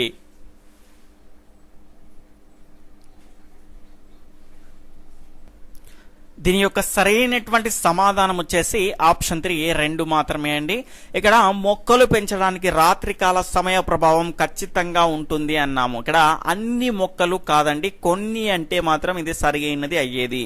మనకు ఉదాహరణకి ఇక్కడ చూసుకుంటే సోయాబీన్ మొక్కలు, సోయా చిక్కుడు మొక్కల్ని కనుక చూసుకుంటే అవి రాత్రికాల సమయం పైన రాత్రికాల సమయం పైన ఆధారపడకుండా సంవత్సరం మొత్తం కూడా అవి పుష్పిస్తూనే ఉంటాయి. కాబట్టి అలాంటి ప్రభావం అనేది అన్ని మొక్కలకు ఉండదు, కొన్ని మొక్కలకు మాత్రమే ఉంటుంది. కాబట్టి కొన్ని మొక్కలు పుష్పించడానికి రాత్రికాల సమయ ప్రభావం ఉండదు అనేది ఖచ్చితంగా సరి అయినది అవుతుంది. కాబట్టి 2 మాత్రమే సరి అయినది. తరువాత ఈరోజు ప్రశ్న వచ్చేసి 2,4 డైక్లోరోఫినాక్సీ ఎసిటిక్ ఆమ్లం యొక్క ప్రత్యేకత ఏమిటి? దీని యొక్క సరి అయినటువంటి సమాధానాన్ని ఇక్కడ లైవ్ చాట్ లో కాకుండా క్రింద కామెంట్ సెక్షన్ అనేది ఉంటుంది. ఆ కామెంట్ సెక్షన్ లో దీని యొక్క సరి అయినటువంటి సమాధానాన్ని అందరూ తెలియజేసేటువంటి ప్రయత్నం అనేది చేయండి. తర్వాత ఈ గ్రాండ్ టెస్ట్ అనేది మీకు యూస్ఫుల్ అవుతుంది అని నేనైతే అనుకుంటున్నాను. ఈ గ్రాండ్ టెస్ట్ కనుక మీకు నచ్చినట్లయితే తప్పకుండా లైక్ చేసి వెళ్ళగలరు. అదేవిధంగా మీ మిత్రులతో కూడా షేర్ చేసుకునేటువంటి ప్రయత్నం చేయండి. ఎవరైనా కొత్తగా మన ఛానల్ని చూస్తూ ఉన్నట్లయితే సబ్స్క్రైబ్ చేసుకొని పక్కనటువంటి ఆల్ నోటిఫికేషన్ బెల్ ఐకాన్ని క్లిక్ చేయండి. తప్పకుండా లైవ్ను చివరి వరకు చూసిన వాళ్ళంతా కూడా దీని యొక్క సమాధానాన్ని క్రింద కామెంట్ సెక్షన్లో మీ యొక్క అభిప్రాయంతో పాటు తప్పకుండా తెలియజేసేటువంటి ప్రయత్నం అనేది చేయండి. Okay friends, bye, take care, జై హింద్.